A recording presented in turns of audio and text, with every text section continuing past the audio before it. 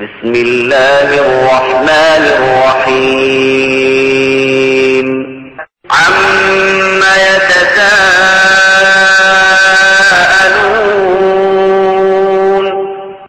عن النبأ العظيم الذي هم فيه مختلفون كلا سيعلمون ثم كلا سيعلمون ألم نجعل الأرض مهادا والجبال أوتادا وخلقناكم أزواجا وجعلنا نومكم سباتا وجعلنا الليل لباسا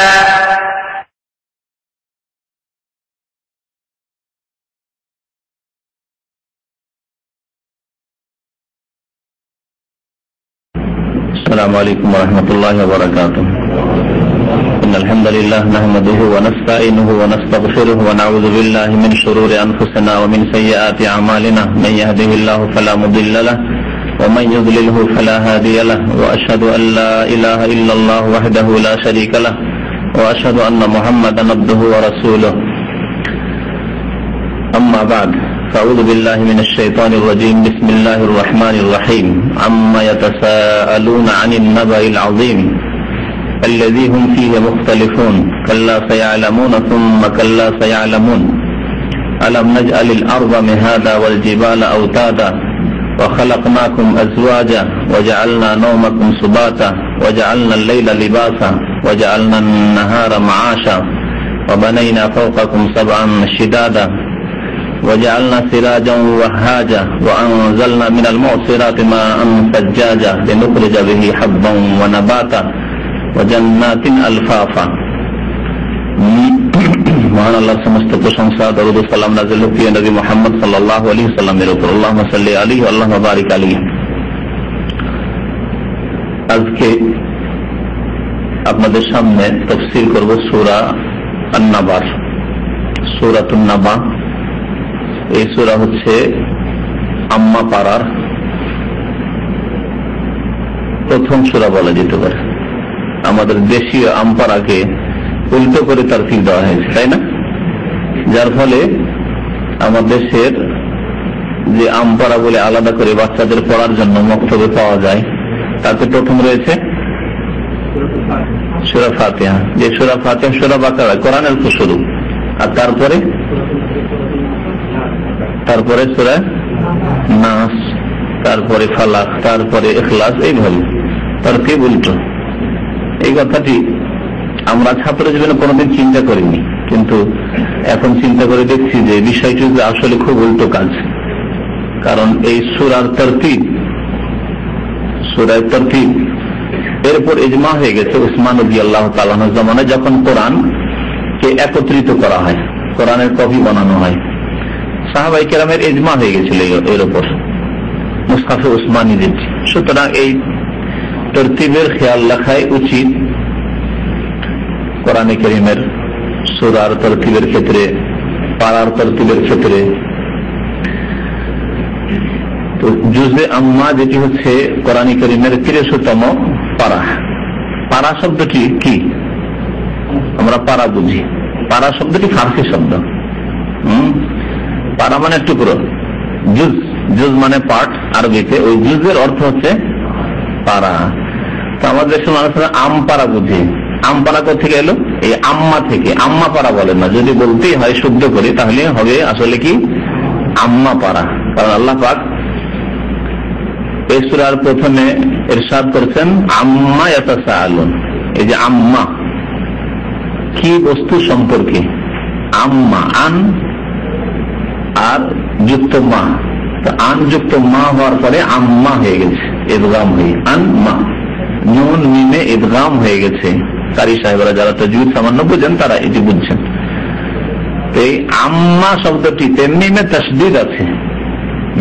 নুনটা মিম হয়েছে, আর মিমটা মিমে যখন ঢুকে গেছে ইদগাম, তাহলে ডবল মিম হয়ে গেল আম্মা। তাহলে আম পারা নাই, কি বলতে হয়? আম্মা পারা। তারপরে আমাদের দেশে ফার্সির এত বেশি প্রভাব হয়েছিল যে যেমন নামাজ রোজা বানিয়েছি, আল্লাহকে খোদা বানিয়েছি, তেমনি জুজকে পারা বুঝি, কিন্তু জুজ বুঝি না। কাউকে যদি বলে জুজে আম্মা তো বুঝবে না সাধারণ মানুষ, কিন্তু আমপারা বুঝবে। ফার্সিতেও যদি বলতে হয় তো আম্মা পারা বলবেন, আমপারা না বলে আম্মা পারা। তো আম্মা পারা বা জুজে আম্মার প্রথম সূরা হচ্ছে সূরা নাবা। এই সূরা নবী করিম সাল্লাল্লাহু আলাইহি সাল্লামের মক্কি জীবনে নাযিল হয়। এই সূরার বিষয়বস্তু হচ্ছে কিয়ামত এবং কিয়ামত সম্পর্কে যে মানুষ দুই দলে বিভক্ত হয়েছে, ঈমানদার যাদেরকে আল্লাহ মুত্তাকিন বলে আখ্যায়িত করেছেন, আল্লাহ ভীরু, আর কাফের মুশরিক অস্বীকারী যারা কিয়ামতকে, এই মহাদিবসকে, পরকালের হিসাব নিকাশ জবাবদেহিকে, জান্নাত জাহান্নামকে অস্বীকার করেছে কাফের। দুটি দলের কথা উল্লেখ করা হয়েছে, তাদের মধ্যে যারা কাফের তাদের ভয়াবহ পরিণামের কথা, তাদের আযাবের কথাও বিষয় উল্লেখ করা হয়েছে।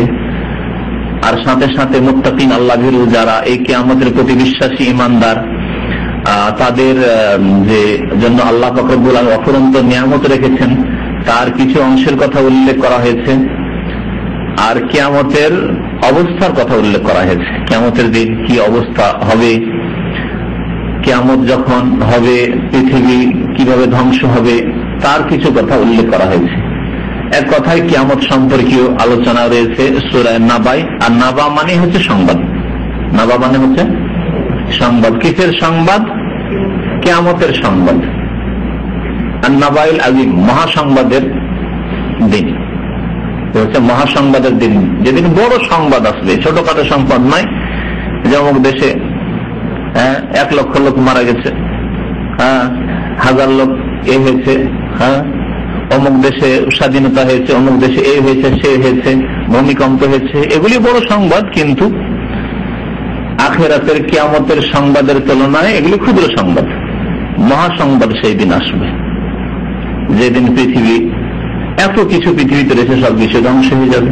পূর্ব দিক থেকে সূর্য উঠে পশ্চিম দিক থেকে সূর্য উঠবে, সেঙ্গায় ফুৎকার দেবে। কত মানুষ মারা গেছে আর কত মানুষ সেই দিন ধ্বংস হবে সেঙ্গায় ফুৎকারের সাথে সাথে। সবাই মাটি থেকে জমিন থেকে জীবন্ত হয়ে উদ্গত হয়ে উঠবে, আল্লাহর দরবারে হাজির হবে, হিসাব নিকাশ হবে, জাহান্নামকে বিচার দিবস হাসরের মাঠে নিয়ে আসা হবে, ইত্যাদি ইত্যাদি।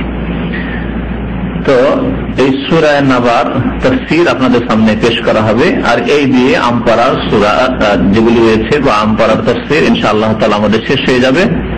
আর কিছুদিনের মধ্যে ইনশাআল্লাহ তাআলা সেগুলি MP3-তে চলে আসলে মোটামুটি 3টি সিডিতে পুরো আমপারার বিস্তারিত তাফসীর চলে আসবে ইনশাআল্লাহ তাআলা। আল্লাহ পাক রব্বুল আলামিন ইরশাদ করেছেন, আম্মা ইয়াতাসাআলুন, তারা কি বিষয় সম্পর্কে একে অপরকে জিজ্ঞাসাবাদ করছে। আম্মা মানে কি বিষয় সম্পর্কে, আন আইয়ে শাইইন আরবিতে তাফসীর। আইয়ে শাইইন মানে কি বিষয়, কি বস্তু, কি বস্তু সম্পর্কে ইয়াতাসাআলুন তারা একে অপরকে জিজ্ঞাসা করছে। ইয়াসআলুন মানে জিজ্ঞাসা করা এক পক্ষ থেকে, আর ইয়াতাসাআলুন মানে দুই পক্ষ থেকে জিজ্ঞাসা করা, একে অপরকে জিজ্ঞাসা করা। আরবি ভাষা এত রিচ ভাষা যে একই শব্দ সামান্য একটু পার্থক্য করে দিলে অন্যরকম অর্থ হয়ে যায়, বিভিন্ন রকম অর্থ হয়। সাআলা থেকে তাসাআলা করলেন, ইয়াসআলুন থেকে ইয়াতাসাআলুন করলেন। ইয়াসআলুন তারা জিজ্ঞাসা করে, ইয়াসআলুনা কানিস সাআ তারা আপনাকে জিজ্ঞাসা করে হে নবী কিয়ামত সম্পর্কে, কোরআনে কারিমে রয়েছে। আর ইয়াতাসাআলুন মানে তারা একে অপরকে জিজ্ঞাসা করে, পরস্পর জিজ্ঞাসাবাদ। এটা অন্য ভাষায় নেই, অন্য ভাষায় নতুন শব্দ নিয়ে আসতে হয়। জিজ্ঞাসা করছে পরস্পর শব্দ নিয়ে আসতে হলে জিজ্ঞাসা করছে। আর এখানে ওই সওয়াল শব্দটি রয়েছে, শুধু তা বাড়িয়ে দেওয়া হয়েছে, আল্লাহতে তা আল্লাহ করে দেওয়া হয়েছে, মানে পরস্পর জিজ্ঞাসাবাদ করা। আরবি ভাষা সম্পর্কে আমি কিছুদিন আগে বলছিলাম যে আরবি ভাষার আরেকটি মূল্যবান গুণ হচ্ছে যে তাতে তেমন বড় ধরনের পরিবর্তন নেই।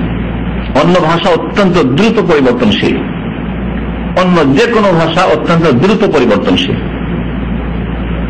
আজকে থেকে 50 বছর 100 বছর আগের বাংলা আজকালকার বাঙালি মানুষ বুঝতে পারবে না। সাহিত্যের যে বাংলা, বঙ্কিমের বাংলা, ঠাকুরের বাংলা, কাজী নজরুল ইসলামের বাংলা, বিদ্যাসাগরের বাংলা বুঝতে পারবে না। এইরকম আরো যারা রয়েছে পুরনো বাংলা পরিবর্তনশীল কত। এইরকমই ইংলিশ এত দ্রুত পরিবর্তনশীল যে শেক্সপিয়ারের ইংরেজি আজকালকার ইংরেজি ভালো পণ্ডিত বুঝবে না যদি সে ভালো করে ওই ইংলিশগুলি সম্পর্কে পড়াশোনা করে, আর সেই ইংলিশ শব্দগুলি ব্যবহার হয় না অধিকাংশে, এত দ্রুত পরিবর্তন। কিন্তু আরবি ভাষায় আলহামদুলিল্লাহ পরিবর্তন নেই। ইসলামের সূত্ররা এটাই চেষ্টা করছে আজকাল, আর চেষ্টা করে যাচ্ছে, এর আগে থেকে চেষ্টা করে যাচ্ছে, এখনো চেষ্টা করছে যে তারা কোরআনের ভাষা থেকে, কোরআনুল করিমের এই আরবি থেকে আরব জাতিকে কি করে দূরে সরিয়ে দিতে পারে। এক বড় ষড়যন্ত্র চলছে আরবদের বিরুদ্ধে। এই জন্য আজকাল পত্র পত্রিকাতে কিছু মাতৃভাষা, আঞ্চলিক ভাষা ব্যবহার করছে, যাতে সাধারণ মানুষ মাতৃভাষা, আঞ্চলিক ভাষা অভ্যস্ত হয়ে যায়, আর শুদ্ধ কোরআনের ভাষা, অ্যারাবিক যে অরিজিনাল ভাষা, সেই ভাষা বুঝতে না পারে, বুঝতে অভ্যস্ত না থাকে। কারণ কোরআন বুঝলেই তারা কোরআনের দিকে আকৃষ্ট হবে, কোরআন বুঝলেই তারা ইমান ইসলামের দিকে ছুটবে, আল্লাহর দিকে ছুটবে, দিনের দিকে ছুটবে, এই কোরআনের খেদমত করবে। আর কোরআন বুঝবে না, বুঝে না। যেমন আমরা বাংলা ভাষী, উর্দু ভাষী, কেরালা ভাষী, অন্য ভাষী, অনারব যারা কোরআন বুঝে না, এই জন্য আমাদের মধ্যে অজ্ঞতা বেশি। আরবদের চাইতে অনারবদের মধ্যে স্বাভাবিক অজ্ঞতা বেশি বাস্তবেও। আর এর কারণ হচ্ছে যে আমরা আরবি বুঝি না, কোরআনের ভাষা বুঝি না, রাসূলের হাদিস বুঝি না। এই জন্য আমাদেরকে কবর মাজার পূজা কি ধর্ম মানে বলে দিল, জাহেল মূর্খ লোক সেটাই কি নিয়ে নিল, কোরআন আয়াতের মিথ্যা ব্যাখ্যা করে দিল, সেটাই কি নিয়ে নিল। কিন্তু আরবদের চোখে তুলে দেওয়া যায় না যদি সে কোরআনের ভাষা বুঝে। আরবদেরকে কি করে ইসলাম থেকে সরিয়ে দিতে হবে, কোরআনের আদর্শ থেকে সরিয়ে দিতে হবে, নবী সাল্লাল্লাহু আলাইহি ওয়াসাল্লামের হাদিসের সুন্নাত থেকে, আদর্শ থেকে কি করে সরিয়ে দিতে হবে, সেই জন্য ইসলামের শত্রুদের এই ষড়যন্ত্র। আজকাল যেগুলি সাইনবোর্ড আসছে, অ্যাডভার্টাইজ আসছে, অ্যাডভার্টাইজে মাতৃভাষা লিখছে, আঞ্চলিক ভাষা, রাস্তার পাশে বসে। যদিও কেউ যুক্তি পেশ করে যে এগুলো যাতে করে সুসহজে বুঝে নেই বা মানুষকে বেশি আকৃষ্ট করার জন্য, কিন্তু না, এগুলি হচ্ছে অমুসলিমদের ষড়যন্ত্র যে আপনাকে কোরআনের ভাষা থেকে, শুদ্ধ ভাষা থেকে দূরে সরিয়ে দেব। তো আল্লাহ পাক বলছেন যে তারা কি বিষয় সম্পর্কে পরস্পর জিজ্ঞাসাবাদ করছে বা একে অপরকে জিজ্ঞাসাবাদ করছে। আল্লাহ জিজ্ঞেস করছেন, তারপর আল্লাহ স্বয়ং জবাব দিচ্ছেন। কাফেরদের সম্পর্কে যারা একে অপরকে জিজ্ঞাসাবাদ করে, যখন নবী করিম সাল্লাল্লাহু আলাইহি ওয়াসাল্লাম কিয়ামতের কথা বলেন, আখিরাতের কথা বলেন, জান্নাত জাহান্নামের কথা বলেন, পৃথিবী ধ্বংস হবে, জবাবদেহি করতে হবে, হিসাব দিতে হবে, তখন তারা একে অপরকে জিজ্ঞাসা করে যে কি বলছে, আবার কি কথা। যারা মুমিন ঈমান নিয়ে আসছে তারা বলে কথা সত্য, যে পৃথিবী ধ্বংস হবে। যারা কাফের বলছে এসব অবান্তর কথা, কাল্পনিক কথা। আনিন নাবাইল আজিম, আল্লাহ বলছেন তারা মহাসংবাদ সম্পর্কে পরস্পর জিজ্ঞাসাবাদ করছে। আনিন নাবাইল আজিম, মহাসংবাদ সম্পর্কে একে অপরকে জিজ্ঞাসাবাদ করছে। আল্লাযী হুম ফীহি মুখতালিফুন, তারা এই ব্যাপারে বা এই বিষয়ে মতানৈক্য করছে। মুখতালিফুন, মতবিরোধে রয়েছে। একদল মুমিন যারা বলছে কিয়ামত হবে এবং কিয়ামত সম্পর্কে আল্লাহ এবং তার রাসূল সাল্লাল্লাহু আলাইহি ওয়াসাল্লাম যা বলেছেন, যা নাযিল হচ্ছে কোরআনে, তা চিরসত্য, তারা মুমিন। আর আরেক দল তাদের সাথে ইখতিলাফ করছে, মতানৈক্য করছে, তারা বলছে না, কিয়ামত বলে কিছু নেই। আইযা কুন্না তুরাবান ওয়া ইযামান, আমরা মাটি হয়ে যাব, হাড় হাড্ডি সরে গলে চলে যাবে। ইন্না লামাবুসুন খালকান জাদীদা, আবার আমাদেরকে নতুন করে ওঠানো হবে। না, বাস্তব কথা না, কিছু না, মরে যাব, শেষ হয়ে যাব, মাটিতে মিশে যাব। কাফের তারা। তো আল্লাহ যে মতানৈক্যের কথা বলেছেন, মানে দুই ভাগে বিভক্ত হয়েছে আদম সন্তান। একদল মুমিন যারা আল্লাহ যেমন বিশ্বাসী, পরকালে আখিরাতে বিশ্বাসী, এই আখিরাত সম্পর্কে যা অদৃশ্যের কথা আল্লাহ বলেছেন, তার রাসূল সাল্লাল্লাহু আলাইহি ওয়াসাল্লাম বলেছেন, সবকিছু বিশ্বাস করে। আর একদল কাফের যারা অস্বীকারী, আল্লাহকে যেমন অস্বীকার করেছে, পরকালকে অস্বীকার করেছে, পরকাল সম্পর্কে আল্লাহ এবং তার রাসূল সাল্লাল্লাহু আলাইহি ওয়াসাল্লাম যা কিছু বলেছেন সবকিছুই তারা অস্বীকার করেছে। কাল্লা সায়ালামুন, আল্লাহ বলছেন কোশ্চিন কালেও নয়, অর্থাৎ কাফেরদের এই ভ্রান্ত ধারণা যে আখিরাত হবে না, পরকাল হবে না, পুনরুত্থান হবে না, মাটি থেকে উঠানো হবে না মানুষকে, এই কথা কোশ্চিন কালেও ঠিক নাই। সায়ালামুন, শীঘ্রই তারা জানতে পারবে। সায়ালামুন মানে অচিরেই তারা জানতে পারবে। সিন শব্দ ইয়ালামুন মানে জানতে পারবে তারা, আর সা যখন লাগিয়ে দেওয়া হবে তার উপরে, তার মানে খুব তাড়াতাড়ি তারা জানতে পারবে। ভবিষ্যৎ, অদূর ভবিষ্যতে, যেটাকে আমরা অদূর ভবিষ্যৎ বলি, জানতে পারবে। সৌফাও কোন কোন জায়গায় হয়েছে কাল্লা সৌফা তাআলামুন, তুম্মা কাল্লা সৌফা তাআলামুন। সৌফা সিন চাইতে আরেকটু দূরে। শুধু কোরআনে তাফসীরের ক্ষেত্রে না, আপনি আপনার ভাষা, আরবি ভাষা যখন বলবেন তখন সেই ক্ষেত্রে আপনি যদি বলেন যে কিছুদিনের মধ্যে, তাহলে সৌফা তাআলামুন, কিছুদিনের মধ্যে তুমি জানতে পারবে, অল্প কিছু, 2 দিন 4 দিন 10 দিন হইতে পারে। আর সাতাআলামুন মানে তুমি খুব শীঘ্রই জানতে পারবে, আজকে জানতে পারবে অথবা কালকে জানতে পারবে বা 2-4 ঘন্টার মধ্যে জানতে পারবে। এটা বেশি কাছে সৌফার চাইতে। তো আল্লাহ পাক রব্বুল বলছেন যে তারা শীঘ্রই জানতে পারবে, কারণ মানুষের মত অত্যন্ত নিকটবর্তী। মরলেই ভালো করে বুঝে নেবে যে আখিরাত হবে, সাজা শাস্তি এখান থেকে শুরু হয়ে গেছে যারা কাফের তাদের, যারা পাপিষ্ঠ গুনাহগার তাদের। সুতরাং সায়ালামুন, কাল্লা সায়ালামুন, জানতে পারবে। মত মানুষের নিকটবর্তী। তারপরে কিয়ামত যদি বলা হয়, কিয়ামত অত্যন্ত নিকটবর্তী। আল্লাহ পাক কিয়ামত কি বলেছেন? অত্যন্ত কাছে। লাআল্লাহ সাআতা তাকুনু করিবা, আল্লাহ কোরআনে কারিমে ইরশাদ করেছেন, ইসআলুনাকা আনিস সাআ, তারা কিয়ামত সম্পর্কে জিজ্ঞাসা করে, তাদের কাছে আমি কিয়ামত অত্যন্ত নিকটবর্তী। যা কিছু আসছে ভবিষ্যতে তা নিকটবর্তী। আপনার জীবনে, আমার জীবনে, প্রত্যেকের জীবনে অনেক কিছু হয়ে গেছে, বয়স 40 চলে গেছে, কিন্তু মনে হচ্ছে এ তো কয়দিন হলো, এই তো আমি বাল্য জীবনে ছিলাম, প্রাইমারিতে ছিলাম, হাই স্কুলে ছিলাম, এই তো খেলাধুলা করতাম, বিবাহ শাদী হলো, তারপরে ছেলে মেয়ের বাবা হয়েছি, তারপরে এই হয়েছে সেই হয়েছে, দাড়ি ছিল না, গপ ছিল না, কিছু ছিল না, সবকিছু হইলো আবার সাদা হইতে লেগেছে। কত দ্রুত যা কিছু মানুষের ভবিষ্যতে আসে তা অত্যন্ত নিকটবর্তী। কিয়ামতকে আল্লাহ পাক অত্যন্ত নিকটবর্তী বলেছেন। নবী করিম সাল্লাল্লাহু আলাইহি ওয়াসাল্লাম হাদিসে রয়েছে, বলছেন বয়স্তু আনা ওয়া সাআত কাহাতাইন, বুখারী শরীফ হাদিস, আমাকে এবং কিয়ামতকে পাঠানো হয়েছে এই 2টি আঙ্গুলের মধ্যে। 2টি আঙ্গুলের মধ্যে মানে 2টি আঙ্গুলের মাঝে যে একটু সামান্য পার্থক্য আছে, ছোট বড়, হ্যাঁ, তো আমি এখানে আর কিয়ামতের সামনে, খুব কাছে। অথবা এইরকম বোঝানো যেতে পারে যে এই আঙ্গুল এই আঙ্গুলের সাথে মিলে আছে, তাই না, একসাথে পাশাপাশি মিলে আছে, মধ্যখানে কোনো গ্যাপ নাই। তেমনি আমি মুহাম্মদ সাল্লাল্লাহু আলাইহি ওয়াসাল্লামের নবুয়ত, রিসালাত প্রাপ্তি, আমি যে রাসূল হয়েছি, আমার মাঝে আর কিয়ামতের মাঝে আর কোন নবী রাসূল নেই, পাশাপাশি আমাকে কিয়ামতের পাশাপাশি পাঠানো হয়েছে।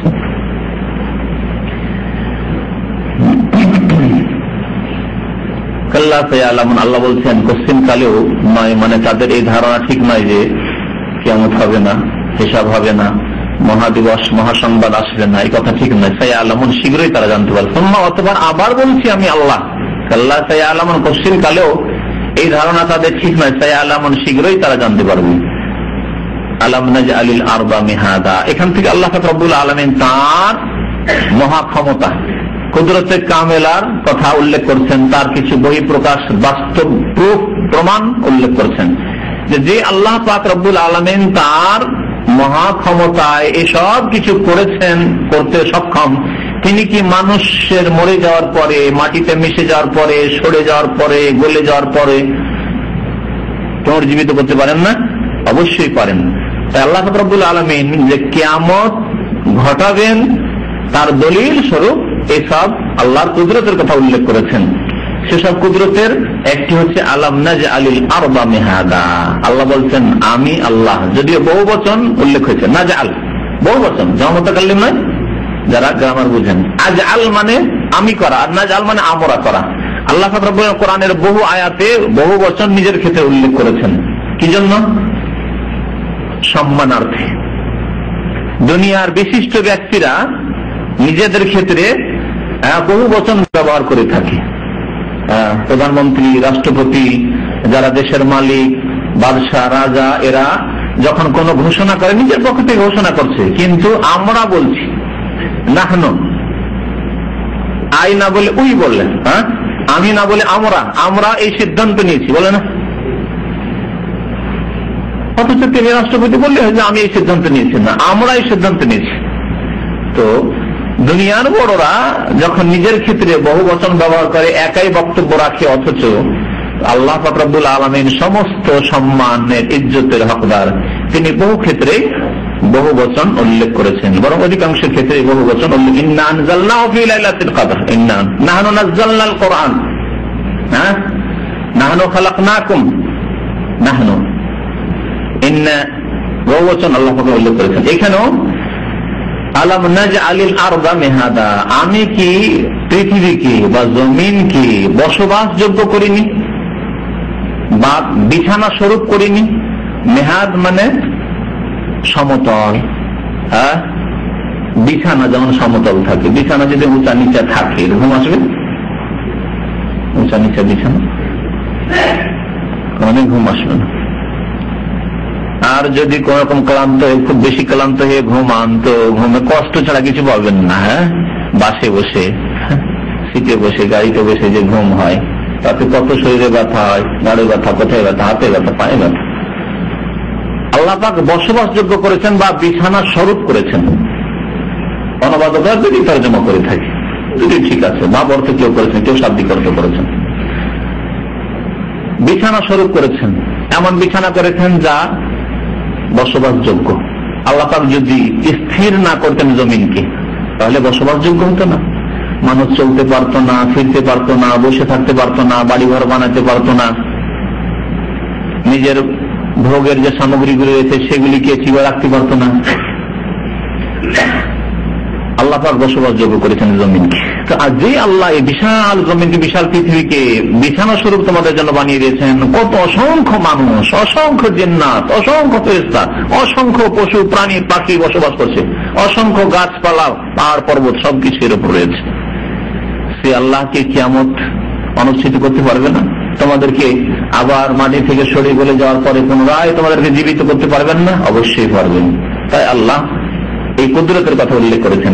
জিবাল আওতাদা, এবং পর্বত সমূহ, জবালের জমা বহু বচন হচ্ছে জিবাল, পর্বত সমূহকে, পর্বতমালাকে আল্লাহ পাক পেরেক স্বরূপ সৃষ্টি করেছেন। আল্লাহ বলছেন, আমি কি পর্বত সমূহকে, পর্বতমালাকে পেরেক স্বরূপ সৃষ্টি করিনি? মানে করেছি। কেমন পেরেক সমূহ, পেরেক স্বরূপ? আল্লাহ পাক যখন জমিন সৃষ্টি করলেন, নবী সাল্লাল্লাহু আলাইহি ওয়াসাল্লাম হাদিসে রয়েছে, তখন জমিন থরথর কাঁপতে শুরু করলো। পানির ভাসমান অবস্থা, বসবাসযোগ্য ছিলেন না। মানুষ চলতে পারতো না, বসতে পারতো না, কোনো বাড়ি ঘরও বাঁধতে পারবে না, একেবারে অচল অবস্থা, চাষাবাদও করতে পারবে না, কিছু করতে পারবে না, পানির উপর ভাসছে। নৌকাতে যদি আপনি থাকেন, পানির উপর ভাসছে, তো ওখানে আপনি কি বাড়ি ঘর সবকিছু তৈরি করে ওখানে চাষাবাদ করতে পারবেন না? অসম্ভব কথা। এরকম অবস্থায় কিছুক্ষণ আছেন, কিন্তু সবসময় বসবাসযোগ্য নয়। এই অবস্থা ছিল। তখন আল্লাহ পাক রব্বুল আলামিন কি করলেন? পাহাড়গুলিকে পেরেক স্বরূপ গেড়ে দিলেন, পুঁতে দিলেন এই জমিনে। জমিন তখন থেমে গেল, স্থিতিশীল হয়ে গেল, থেমে গেল, স্থির হয়ে গেল। আল্লাহ বলছেন, ওয়াজআলনা ফিহা রাওয়াসিয়া আন তামিদা বিকুম, আমি বড় বড় পাহাড় পর্বত আমি সৃষ্টি করেছি এই জমিনের ওপর, যাতে করে আনতামিদা বিকুম, তোমাদেরকে নিয়ে জমিন হিলতে না শুরু করে, নরবরে অবস্থায় না থাকে। কখন গেলাম, ভূমিকম্প হইল গেলাম, 1 মিনিট আপনি স্থির থাকতে পারেন না, মানসিক ভাবে স্থির হতে পারছেন, আর না শারীরিক ভাবে, দৈহিক ভাবে, না ছেলে মেয়ে নিয়ে, না পরিবার নিয়ে, কোনো কিছু নিয়ে আপনি স্থির থাকতে পারতেন না। তো আল্লাহ পাক এই পৃথিবীকে স্থির করেছেন এই পর্বতমালা দিয়ে। ওয়া খালাকনাকুম আজওয়াজা, এবং আমি তোমাদেরকে সৃষ্টি করিনি কি আজওয়াজা, জোড়া জোড়া, তোমাদেরকে জোড়া জোড়া সৃষ্টি করেছি। কেমন জোড়া জোড়া? আমি নারী পুরুষ, মানুষের মধ্যে আল্লাহ নারী পুরুষ করেছেন, আর প্রত্যেকের আবার জোড়া করেছেন। কারো ভাগ্যের জোড়া নেই, সেটা আলাদা কথা। কিন্তু এমনিতে মানুষকে আল্লাহ, মানুষকে নর এবং নারীতে ভাগ করেছেন, পুরুষও আছে, আদম হাওয়া, এইভাবে আল্লাহ সৃষ্টি করেছেন। এইভাবে প্রত্যেক পশু পাখির নর এবং নারী সৃষ্টি করেছেন, জোড়া জোড়া সৃষ্টি করেছেন। বিশেষ করে আল্লাহ পাক এই নিয়ামত দেখাতে চান মানুষের মধ্যে জিন্নাতের, মানুষ জিন্নাতের মধ্যে নর এবং নারী রয়েছে, জিনের মধ্যে নর ও নারী রয়েছে, শুধু ফেরেশতাদের মধ্যে নর ও নারী, তারা মুযাক্কার মুআন্নাস, তাদের কোনো লিঙ্গ নেই, কারণ তাদেরকে আল্লাহ পাক রব্বুল আলামিন ওই ক্ষমতাই দেননি, যৌন ক্ষমতাই দেননি, তাদের প্রজন্ম বাড়াইতে হবে এই নীতিমালাও আল্লাহ দেননি। সুতরাং সেখানে কোনো লিঙ্গ নেই। বাকি জিনের প্রজন্ম রয়েছে, মানুষের প্রজন্ম রয়েছে, পশু পাখির প্রজন্ম রয়েছে। সুতরাং আল্লাহ তাদের নর এবং নারীতে ভাগ করেছেন, নরনারী করে সৃষ্টি করেছেন। এই নরনারী করে সৃষ্টি করেছেন, এর উপকারিতা কি? কি উপকারিতা? আল্লাহ যদি পুরুষ আর পুরুষের সৃষ্টি করে রাখতেন, হবে যেমন আমরা এখানে সব পুরুষ আর পুরুষ আছে, আল্লাহ শুধু নারী আর নারী সৃষ্টি করে রাখতেন, তাহলে লাভ আর লস দেখান যে নর নারী আল্লাহ সৃষ্টি করেছেন, এর লাভ কি? যদি আল্লাহ এরকম না করতে শুধু একটি শ্রেণী থাকতো, শুধু পুরুষ থাকতো অথবা শুধু নারী থাকতো, মহিলা আর মহিলা, মহিলা আর মহিলা, বা পুরুষ আর পুরুষ, পুরুষ আর পুরুষ, তাহলে কি লস হইত? মূল্যবান কথা, বংশ বৃদ্ধি হইত না। আদম আলাইহিস সালাম মারা যেতেন, আর নেই,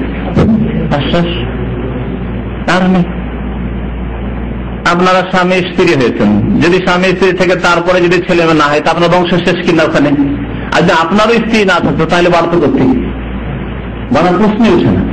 তাহলে আল্লাহ যে অসংখ্য মানুষকে পৃথিবীতে ছড়িয়ে দিয়েছেন,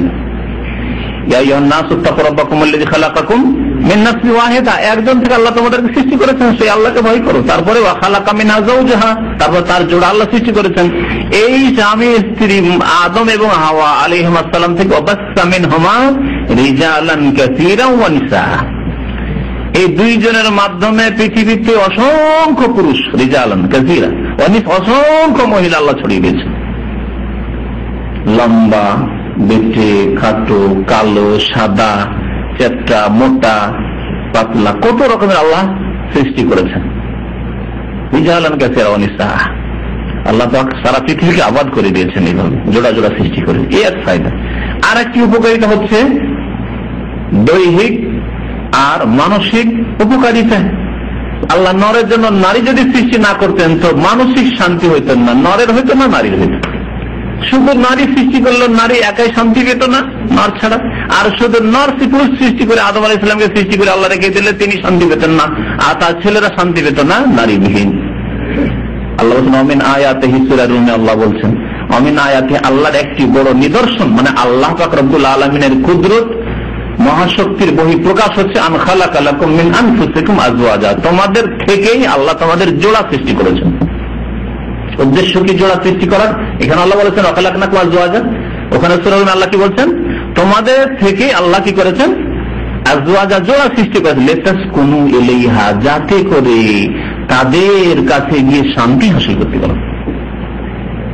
যে শান্তি হাসিল হয় দাম্পত্য জীবনে, সেই শান্তি হাসিল হতো না যদি শুধু পুরুষ আর পুরুষ থাকতো, যদি নারী আর নারী থাকতো, কোনদিন শান্তি হতো না। ওয়াজআলা বাইনাকুম মাওয়াদ্দাতাও ওয়া রাহমা, এবং তোমাদের উভয়ের মাঝে, নর এবং নারী, স্বামী এবং স্ত্রীর মাঝে আল্লাহ মাওয়াদ্দা, ভালোবাসা, প্রেম, প্রীতি সৃষ্টি করে দিয়েছেন। যে প্রেম ভালোবাসা পুরুষে পুরুষে কোনদিন হইতো না, মহিলা মহিলায় কোনদিন হইতো না। যদি ব্যতিক্রম প্রকৃতি বিরোধী কিছু লোক এরকম থাকে, কিছু পুরুষ কিছু নারী থাকে, যে মহিলা মহিলাকে ভালোবাসে, তার সাথে প্রেম করে, পুরুষ পুরুষের সাথে প্রেম করে, তাহলে এতে কলহ, বিবাদ আর হিংসা, বিদ্বেষ, শত্রুতা ছাড়া শেষ পরিণাম আর কিছু পাওয়া যায় না, বাস্তব সত্য।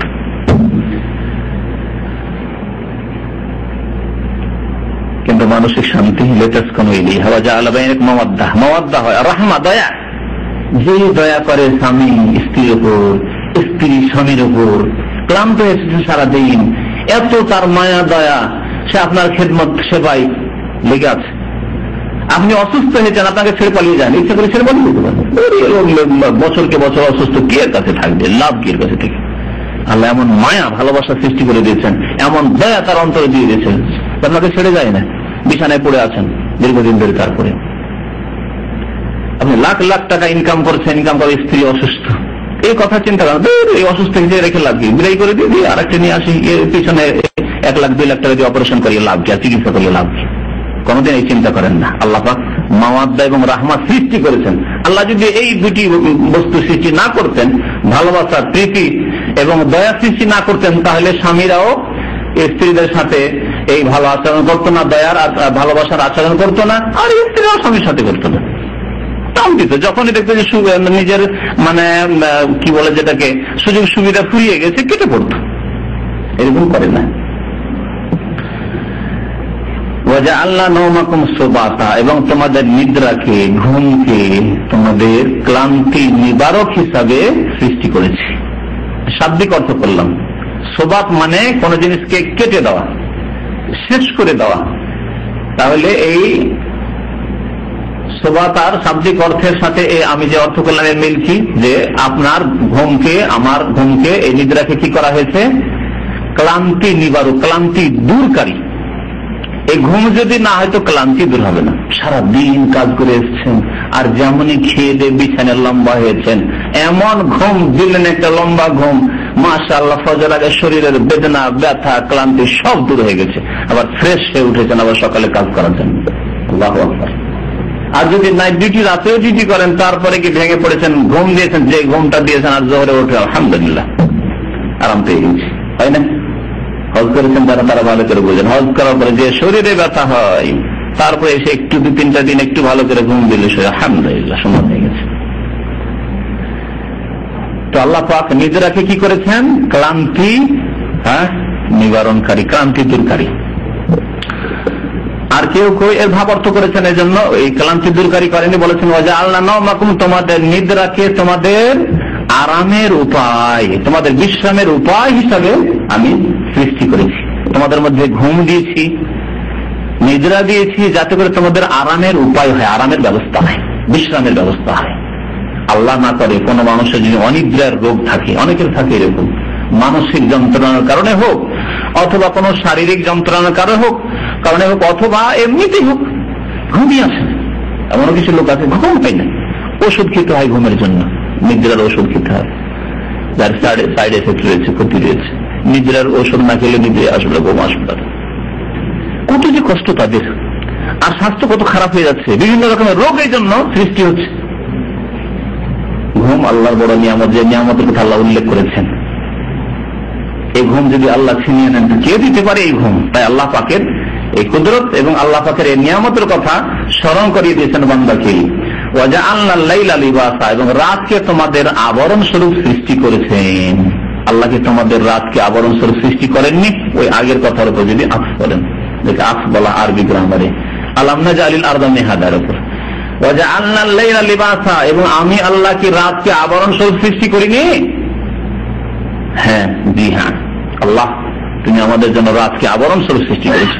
এই রাতের অন্ধকার যদি না হতো, তাহলে ভালোভাবে আরাম বিশ্রাম হইত না, আরাম পেতাম না, সুন্দরভাবে ঘুম হইত না। রাতের আল্লাহ ব্যবস্থা করেছেন। দিন আর দিন যদি থেকে যেত, যতই আপনি ঘুমান না কেন, ওই আরাম বিশ্রাম পাবেন না, ওই সুস্থতা আসবে না সেই আরাম বিশ্রামের মাধ্যমে, যা অন্ধকারে আসে। এই জন্য ঘরে অন্ধকার দেখুন, অন্ধকার করেছেন। আর শোয়ার সময় যদি অন্ধকার না থাকে, আমি আমার ব্যক্তিগত বলছি যে এরকম আলো থাকাটা ঘুমিয়ে আসতে চাইবেন। আল্লাহ কত বড় নিয়ামত লাইল, ওয়াজআলনা লাইলা লিবাসা, রাতকে তোমাদের জন্য আবরণ স্বরূপ করেছি, ঢেকে দিয়েছি। পৃথিবীকে আলোকিত হয়েছিল, আল্লাহ পাক রাত দিয়ে কি করলেন? ঢেকে দিলেন। ওয়াল্লাইলি ইযা ইয়াগশা, রাত এসে আচ্ছাদিত করে, আল্লাহ বলছেন। সেই রাতে শপথ করেছি যে রাত ঢেকে নেই পৃথিবীকে। এটা হচ্ছে ওই রকমই, যেমন মনে হচ্ছে যে সূর্যকে তাড়া করে চলে আসছে, রাতের অন্ধকার আসছে না, পিছন দিক থেকে সূর্য যাচ্ছে, আর এ তাড়া করে আসছে, অন্ধকার তাড়া করে আস্তে আস্তে আস্তে আস্তে ঢেকে দিল। বিকেল বেলা আপনি প্লেনে উড়েন, আপনি দিন দেখে উড়লেন, তাই না? প্লেনে আপনিও দৌড় দিয়ে আসছেন, আপনিও পালাচ্ছেন পশ্চিম দিকে, সৌদি আরবের দিকে আসছেন আপনি, বাংলাদেশ থেকে, ভারত থেকে, তখন আর আপনার পিছনে পিছনে রাত কিন্তু তাড়া করে আসছে, অন্ধকার তাড়া করে আসছে, তাড়া করে এসে আপনাকে দিল ঢেকে, অন্ধকার হয়ে গেল।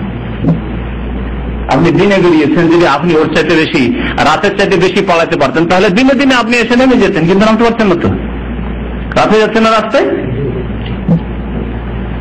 আবরণ ঢেকে নিচ্ছে যেন আপনাকে। এবং দিনকে আমি তোমাদের জীবিকা অর্জনের উপায় হিসাবে সৃষ্টি করিনি কি? আল্লাহ দিন দিয়েছেন যাতে করে রিজিক হাসিল করা যায়, জীবিকার ব্যবস্থা করা যায়, যে কি খাবো, কি পরবো, কি পান করবো, ছেলে মেয়েকে কি খাওয়াবো। যদি আল্লাহ রাত করে রেখে দিতেন তাহলে অচল হয়ে যেত দুনিয়া।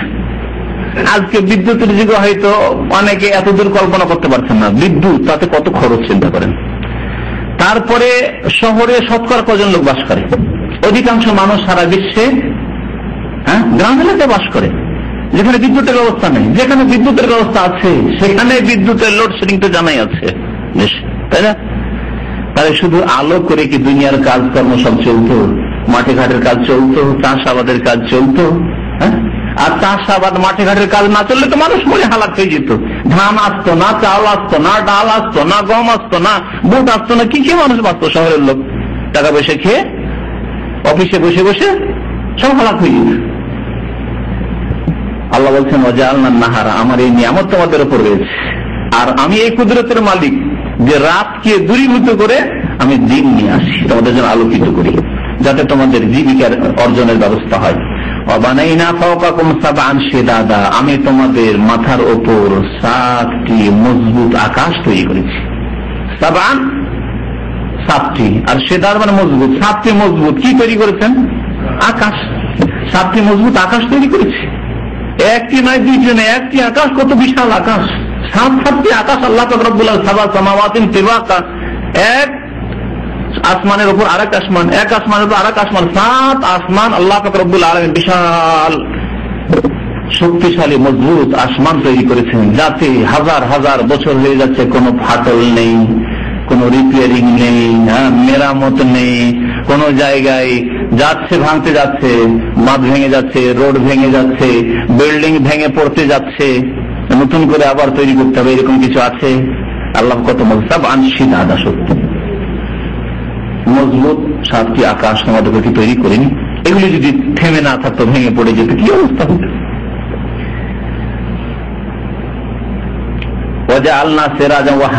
তারপরে যে আল্লাহ পাক রব্বুল আলামিন 7 এই মজবুত আকাশ, বিশাল আকাশ তৈরি করেছেন, তোমার মতো 3.5 হাতের মানুষ মাটি থেকে উঠতে পারবেন না।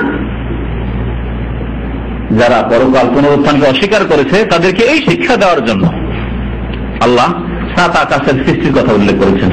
ওয়াজআলনা সিরাজাও ওয়াহাজা, এবং তোমাদের জন্য আমি উজ্জ্বল প্রদীপ সৃষ্টি করিনি কি? উজ্জ্বল প্রদীপ কি? তা সূর্য। সূর্যের কথা এখানে বলা হয়েছে। সিরাজ, সিরাজ বলা হয় এমন আলো দেনেওয়ালা বস্তুকে যাতে আলো রয়েছে এবং তাপও রয়েছে। আল্লাহ পাক রব্বুল আলামিন সূর্যকে সিরাজান বলেছেন, আর চন্দ্রকে বলেছেন মুনিরা বলেছেন, শুধু আলো দান করেন। নূর থেকে মুনির। নূরের মধ্যে শুধু আলো আছে, নূরের মধ্যে কি আছে? শুধু আলো আছে, কিন্তু তাতে তাপ নেই হয়েছে। কিন্তু সিরাজের মধ্যে আলো আছে আর তাপমাত্রাও আছে। যেমন এই লাইটের মধ্যে কি আছে বলেন দেখি? আলো আছে আর তাপ নেই? তাপ আছে। দেখেন বাড়ি গরম হয়ে গেছে, এটা স্ট্যান্ডটা হয়তো। তো সূর্যের মধ্যে আল্লাহ পাক রব্বুল আলামিন দুটোই রেখেছেন, আলো রেখেছেন আর তাপও রেখেছেন। সূর্য থেকে আমাদের যেমন আলোর প্রয়োজন, আলো ছাড়া আমরা বাঁচতে পারবো না, তেমনি তাপ যদি পৃথিবীতে না পৌঁছিত তাহলে কোনো গাছপালা জন্মাতো না, সব বরফ হয়ে যেত। সায়েন্সের যুগে এসব কথা সাধারণ মানুষও বুঝেন অনেকটাই। আল্লাহ পাক রব্বুল আলামিন সূর্য দিয়ে তাহলে আমাদেরকে তাপের ব্যবস্থা করেছেন এবং আলোর ব্যবস্থা করেছেন।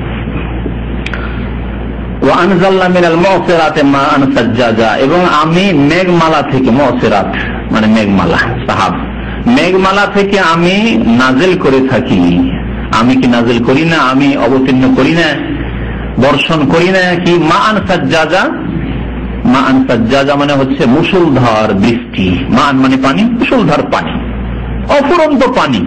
সাজ্জাজা অফুরন্ত বৃষ্টি বা মুষলধার বৃষ্টি আমি কি নাজিল করি না? আমি আল্লাহ নাজিল করি। যদি ঠিক আছে, জমিনও ঠিক আছে, আসমানও ঠিক আছে, রাত দিনও ঠিক আছে, কিন্তু বৃষ্টি বর্ষণ হয় না, বলেন পৃথিবীর কোন জীব জন্তু বাঁচবে, মানুষ বাঁচবে, বেঁচে থাকবে নাকি? আসমান তো ঠিক আছে, জমিনও ঠিক আছে, বসবাসযোগ্য, রাত হচ্ছে দিন হচ্ছে, কিন্তু বৃষ্টি হয়নি, ফসল হবে 2 মাস 4 মাস নয়, যাক 2 মাস 4 মাস এদিক সেদিক করে কোন রকম চালালাম, 2-4-5 বছর যদি বৃষ্টি না হয় তাহলে একটি মানুষ বলেন সব ধ্বংস হয়ে যাবে, পশু পাখি কিছু বাঁচবে না, সব ধ্বংস হয়ে যাবে, নদী নালা শুকিয়ে যাবে, খাল বিল শুকিয়ে যাবে, ধ্বংস হয়ে যাবে, কিছু বাঁচবে না। তাহলে আল্লাহ বলছেন যে আমি মেঘমালা থেকে অফুরন্ত পানি বর্ষণ করে থাকি, লেনু করে যাবে হাব্বা ওয়া নাবাতা, যাতে করে সেই বৃষ্টির পানি দ্বারা আমি শস্য উদ্গত করি, ও নাবাতা এবং উদ্ভিদ উদ্গত করি। শাকসবজির ব্যবস্থা আল্লাহ করেছেন, ঘাসের ব্যবস্থা করেছেন, যাতে করে আমাদের গবাদি পশু বাঁচে, অন্যান্য যেগুলি মখলুক রয়েছে সেগুলি বাঁচে, আর শস্যের ব্যবস্থা করেছেন যাতে করে আমরা খেয়ে দিয়ে বাঁচি। জান্নাতিন আলফাফা, এবং ঘন উদ্যানের আল্লাহ ব্যবস্থা করেছেন, ঘন উদ্যান, ঘন বাগান, ঘন জান্নাতিন বাগান সমূহ, আলফাফ মানে হচ্ছে ঘন, ঘন ঘন বাগানের আল্লাহ ব্যবস্থা করেছেন। এই বৃষ্টি বর্ষণের মাধ্যমে, যদি বৃষ্টি বর্ষণ না হতো তাহলে না হয়তো আম বাগান, না হয়তো খেজুর বাগান, আর না তাতে ফলন হইতো, কোনো বাগান হইতো না, বন জঙ্গলও থাকতো না। তারপরে আল্লাহ পাক রব্বুল আলামিন কিয়ামতের কথা উল্লেখ করে, আল্লাহর কুদরতের কথা উল্লেখ করা হলো, যে সব কুদরতের বহিঃপ্রকাশ আল্লাহ পাক দেখিয়েছেন, এগুলি আল্লাহ পাক যখন করেছেন তখন কিয়ামত ঘটানো আল্লাহ পাকের কাছে অতি সহজ। তোমাদেরকে পুনরায় জমিন থেকে উঠানো, যে হে বান্দা আব্দুল্লাহ উঠো, আব্দুর রহমান উঠো, খুব সহজ। তারপরে আল্লাহ পাক আবার কিয়ামতের কথা বলছেন যে কিয়ামতের সময় নির্ধারিত রয়েছে। ইন্না ইয়াউমাল ফাসলি কানা মিকাতা, নিশ্চয়ই বিচার দিবস, ফাসল মানে ফয়সালা, আমরা ফয়সালা বলি না, বিচার ফয়সালা করা, ফয়সালার দিবস কানা মিকাতা নির্ধারিত রয়েছে। যেদিন বিচার ফয়সালা হবে, হিসাব নিকাশ হবে, এই দিন আল্লাহ নির্ধারণ করে রেখেছেন, কোন সালে হবে, কখন হবে নির্ধারণ করেছেন, এবং এই গায়েব আল্লাহ পাক কাউকে জানাননি। নবী করিম সাল্লাল্লাহু আলাইহি ওয়াসাল্লামকে সাহাবারা জিজ্ঞাসা করতেন, বিশেষ করে অমুসলিম কাফের, তারা জিজ্ঞাসা করত নবী করিম সাল্লাল্লাহু আলাইহি ওয়াসাল্লামকে, আল্লাহ পাক তখন জবাবে কোরআন নাযিল করতেন, ওমা ইউদরিকা লাআল্লা সাআতা, তুমি কি জানো, তোমাকে ইলম দেওয়া হয়নি। এর আগে সূরাগুলি তো আয়াতগুলি শোনানো হয়েছে যে ফিমা আনতা মিন যিকরাহা, এই কিয়ামত কখন হবে, কোন সালে হবে, কোন তারিখে হবে, কোন মাসে হবে, এর সাথে আপনার কি সম্পর্ক? ইন্নামা আনতা মুনজিরু মান ইয়াখশাহা, যারা ভয় করবে আল্লাহকে, পরকালকে, তাদেরকে আপনি সতর্ক সাবধানকারী। আপনার যে মিশন ডিউটি, সেই ডিউটি আপনি করুন, যেটা আপনার কাজ নাই সেই কাজে কেন আপনি যাবেন? কিয়ামত কখন ঘটবে না ঘটবে এই আল্লাহ পাকের কাজ, এই ইলম, এই জ্ঞান কাউকে দেওয়া হয়নি। এই জন্য খুব প্রসিদ্ধ হাদিস, যে জিবরিলের হাদিস বলা হয়, জিবরাইল আলাইহিস সালাম এসে নবী করিম সাল্লাল্লাহু আলাইহি ওয়াসাল্লামকে মানুষের আকারে 5টি প্রশ্ন করেছিলেন, করেননি? কি 5টি প্রশ্ন? একটা হচ্ছে ইসলাম সম্পর্কে, আরেকটি হচ্ছে 2 নম্বর ঈমান সম্পর্কে, 3 নম্বর ইহসান সম্পর্কে, নিষ্ঠার সাথে ইখলাসের সাথে ইবাদত সম্পর্কে। ইহসান মানে তাসাউফময়, আবার ইহসান মানে পীর মুরিদি না, পীরতন্ত্র নয়, খানকাহি ধর্ম নয়। তারপরে ওরা কি বলছে, আরো আস্তানা বলছে, ফুরফুরারও কি বলে, ওদের দরগা না কি বলছে, ওদের দরবার শরীফ, এইসব নয় এহসান। আর এসব জায়গায় গিয়ে এহসান পাওয়া যায় না, বিদাতি তরিকায় কোনো এহসান পাওয়া যায়। এহসান হচ্ছে ইখলাসের সাথে, নিষ্ঠার সাথে, আন্তরিকতার সাথে আল্লাহর ইবাদত বন্দী করা, এমন ভাবে আল্লাহর ইবাদত বন্দী করা যেন আল্লাহকে দেখছেন আপনি। এবার না যে আল্লাহকে দেখা যাবে, যা বন্ধুরা বলেছে, হ্যাঁ আল্লাহ আপনার মধ্যে ঢুকে পড়বে, যে আল্লাহ সেই হোসেন মনসুর আল্লাহ হয়ে যাবে না, এসব তো বলি কথা, যেন আল্লাহকে আপনি দেখছেন না, অতদূর ইমান যায়নি। যেমন আব্বার সামনে আছে, মা সামনে আছে, আর আপনার স্ত্রীর সাথে চোখ মারতে পারবেন নাকি? স্ত্রী তো আপনার নাজায়েজ কাজ নাই কিছু, নাজায়েজ কাজ কি? স্ত্রীর সাথে রসিকতা করেছেন, আব্বার সামনে, আম্মার সামনে ক্ষমতা আছে, পাচ্ছেন না, আড়া লেগে, চোখের আড়া লেগে যা কিছু করবেন। তো যেন আল্লাহকে দেখছেন আপনি, তাহলে আপনার দ্বারা কি করে সামান্যতম ভুল হইতে পারে? কি করে আপনার দ্বারা কোন রকমের গাফিলতি, শিথিলতা, ফরজ ওয়াজিব সুন্নাত হইতে পারে? হারাম নাজায়েজ কাজ আপনার দ্বারা কি করে হইতে পারে যে আল্লাহ আপনার সামনে? আল্লাহু আকবার। এই শিক্ষা দেওয়া হয়েছে ইহসানে। আর যে এত দূর উচ্চ স্তরে ইমান না যায়, তো কমের পক্ষে আল্লাহ আপনাকে দেখছেন, এতটুকু আল্লাহকে আমি দেখতে পাচ্ছি না জানো, কিন্তু আল্লাহ আমাকে দেখছেন। যেমন আব্বা সামনে নেই, আমরা স্বামী স্ত্রী ঘরে আছি, কিন্তু আব্বার ঘরে কি কম্পিউটার লাগানো আছে বা দেখতে পাচ্ছেন, বা গ্লাসের আমাদের যে অফিসগুলি আছে, হ্যাঁ গ্লাসটা, আরেক রুমে আব্বা আছেন, আরে আছেন, কিন্তু আমি দেখতে পাচ্ছি না, কিন্তু উনি দেখছেন। সেই সময় আপনি সাবধান। তো এতদূর যদি ইমান না হয় যে আল্লাহকে দেখতে পাচ্ছি যেন, এরকম না হয়, তো কমপক্ষে এই ইয়াকিন রাখো, এই ইমান রাখো যে আল্লাহ তোমাকে প্রত্যক্ষ করছেন। ফাইন না হইয়া রাখ। এহসানকে নিয়ে গিয়ে তাসাউফে লাগিয়ে দেওয়া, সুফিবাদে লাগিয়ে দেওয়া, পীর মুরিদিতে লাগিয়ে দেওয়া, বিদাতি জিকিরে লাগিয়ে দেওয়া, ফানাফি শেখে লাগিয়ে দেওয়া, এগুলো সব ভ্রান্ত মতবাদ, এসব ইসলামে নেই। এহসান বলেছেন, এহসান বলুন। আল্লাহ পাক বিদাতিদেরকে কোরআনী ভাষা দেননি, বলুন আলহামদুলিল্লাহ।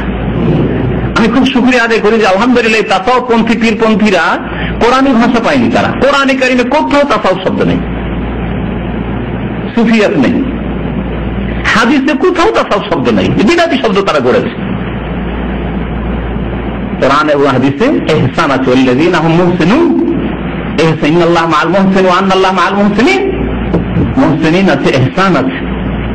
কোরআন সুন্নাহ অনুসারী আলহামদুলিল্লাহ আল্লাহ পাক আমাদেরকে এই ইহসান দান করেছেন, ইহসানকে বুঝার তৌফিক দান করেছেন। আল্লাহ যেন আমলেরও তৌফিক দান করেন, বলুন।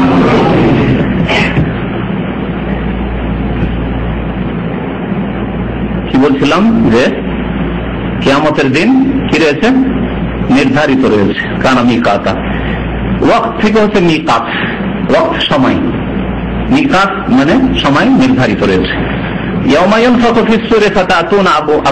সেই দিন বিচার ফায়সালার দিন, কিয়ামতের দিন, সিংহায় ফুঁক দেওয়া হবে। ফুঁক দেবেনকে ইসরাফিল আলাইহিস সালাম, তার নাম হাদিসে রয়েছে।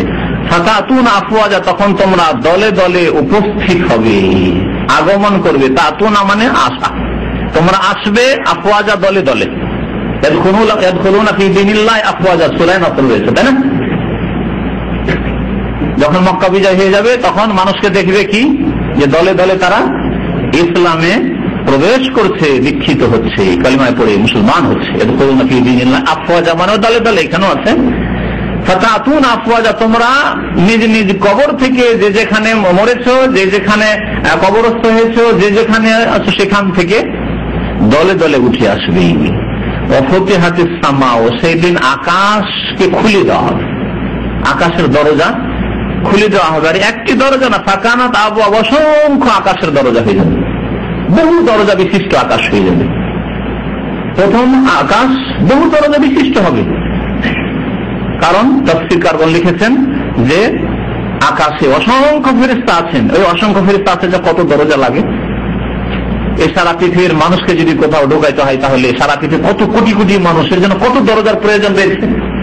200, 500, 1000টি দরজা দিয়ে কি আর কাজ হবে? এতগুলো লোককে ঢোকানো যাবে? অসম্ভব।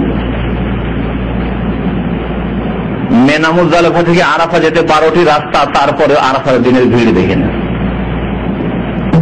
এই কটা লোক 30 লক্ষ লোক, তাহলে কোটি কোটি কোটি লোক যেখানে, তাদের জন্য কত দরজা প্রয়োজন, কোটি কোটি অসংখ্য ফেরেশতা। আল্লাহ বলছেন ওমা ইয়ালামু জুনুদা রাব্বিকা ইল্লা হুয়া, তোমার রবের সেনাবাহিনী ফেরেশতাদের সংখ্যা আল্লাহ ছাড়া কেউ জানে না। এত অসংখ্য ফেরেশতা আছেন, তারা আকাশ থেকে নেমে আসবেন বিচার দিবস হাসরের মাঠে। সেই জন্য ফাকানাত আবওয়াবা, আকাশের বহু দরজা হয়ে যাবে, তারপরে আকাশ ধ্বংস হয়ে যাবে। ওয়াসুইয়ারাতিল জিবাল, আর পর্বতমালাকে চালিত করা হবে। পাহাড় এত ভারী পাহাড়, যার বাতাসে মেঘের মতো উঠতে পারে, মেঘের মতো উড়বে। ওয়াতাকুনুল জিবালু, সূরা কারিয়া, কাল এহনিল মানফুস, সেদিন পর্বতমালা কি হয়ে যাবে, পাহাড় সমূহ কাল এহনিল, ধ্বনিত উনের মতো হয়ে যাবে, ধ্বনিত উন বা তুলো। শুধু উন নয়, তা যদি ধুইয়ে দেওয়া হয় তারপরে কত হালকা হয়ে যায়। ওই রকম পাহাড়গুলি একেবারে হালকা হয়ে তারপরে নিশ্চিন্ন হয়ে যাবে, পাহাড় থাকবে না। ফাকানাত সারাবা, নিশ্চিন্ন হবে। সেজন্য আল্লাহ বলছেন তা মরিচিকায় পরিণত হবে। কারণ মরিচিকার কোন অস্তিত্ব আছে কি? মরিচিকা কাকে বলে? বালির চরে, বালির চরে যখন নদীর পাশে বড় বড় বালির চর দেখেছেন কিনা? নদীর দেশের মানুষ সবাই দেখেছেন। বালির চরে দূর থেকে রোদ্রের সময় যখন দেখবেন তখন চিলচিল চিলচিল করে, চকচক করে, মনে হচ্ছে পানি, আর খুব সাদা পানি মনে হয়। নদীর পানির চাইতে বেশি সাদা পানি মনে হয় এই বালিগুলো, বালুর চরগুলি। আর যত কাছে আসছেন পানি তো নেই, শুধু বালি আর বালি, বালি আর বালি। তাহলে একেই বলে মরীচিকা, যা অস্তিত্বহীন, মানে এই পানির কোনো অস্তিত্ব, বালি আছে পানি নেই, কিন্তু দেখে পানি মনে হচ্ছে। তেমনি পাহাড়গুলি মরীচিকায় পরিণত হবে, মানে অস্তিত্বহীন হয়ে যাবে, কোন অস্তিত্ব আর থাকবে না, এতগুলি পাহাড় পর্বত সব শেষ হয়ে যাবে। ইন্না জাহান্নামা কানাত মিরসাদা, সেই দিন জাহান্নামকে প্রস্তুত করা হবে, নিশ্চয়ই জাহান্নাম ওত পেতে থাকবে। মিরসাদ মানে ওত পেতে থাকা, প্রস্তুত হয়ে থাকা। গেরিলা যুদ্ধের কথা শুনেছেন 71-এর? শোনেননি গেরিলা যুদ্ধের কথা? মুক্তি বাহিনীর গেরিলা যুদ্ধের কথা। ডুবে আছে, কুচির মধ্যে ডুবে আছে, কোথাও ডুবে আছে, ওত পেতে আছে, যাচ্ছে যাচ্ছে একসাথে, ওকে এদিক সেদিক বিক্ষোভতে আছে, এখন মারি তাহলে 2-4টাকে মারবো, একসাথে কাছাকাছি যখন হবে তখন একসাথে ফার ফরকে একসাথে 50টাকে উড়িয়ে দেবো। এ হচ্ছে ওত পেতে থাকা, একে বলে মিরসাদা। জাহান্নামও এরকম ওত পেতে আছে, প্রস্তুত হয়ে আছে জাহান্নামীদের জন্য, কাফেরদের জন্য, মুশরিকের জন্য, মুনাফিকের জন্য, বেনামাজের জন্য, পাপিষ্ঠদের জন্য, খুনিদের জন্য। লিত্তাগিনা মাআবা, এই জাহান্নাম হচ্ছে সীমা লঙ্ঘনকারীদের ঠিকানা, মাআব মানে বাসস্থল। লিত্তাগিন মানে হচ্ছে তাগুত থেকে যারা সীমা লঙ্ঘন করেছে, বাড়াবাড়ি করেছে। আল্লাহ 5 ওয়াক্তের সীমানা দিয়েছেন, 5 ওয়াক্ত নামাজ পড়তে হবে, সীমা লঙ্ঘন করে 4 পড়েছে, আমি পারবো না, তাও পাই না, পড়বো, সীমা লঙ্ঘন করেছে। আল্লাহ পাক যে ঈমান দিয়েছেন সেই ঈমানের সাথে কুফরি করেছে, ইসলামের সাথে কুফরি করেছে, মুনাফিকি করেছে, সীমা লঙ্ঘন করেছে, জুলম অত্যাচার করেছে, খুন করেছে, জিনা করেছে, সবগুলি সীমা লঙ্ঘন। যতগুলি পাপ আছে সবগুলি হচ্ছে সীমা লঙ্ঘন করা, আল্লাহর সীমানা আছে। আল্লাহ পাক কোরআনে কারীমে বহু আয়াতে বলেছে তিলকা হুদুদুল্লাহ। যখন মক্কা বিজয় হয়ে যাবে তখন মানুষকে দেখবে কি, যে দলে দলে তারা ইসলামে প্রবেশ করছে, দীক্ষিত হচ্ছে, কালিমায় পড়ে মুসলমান হচ্ছে।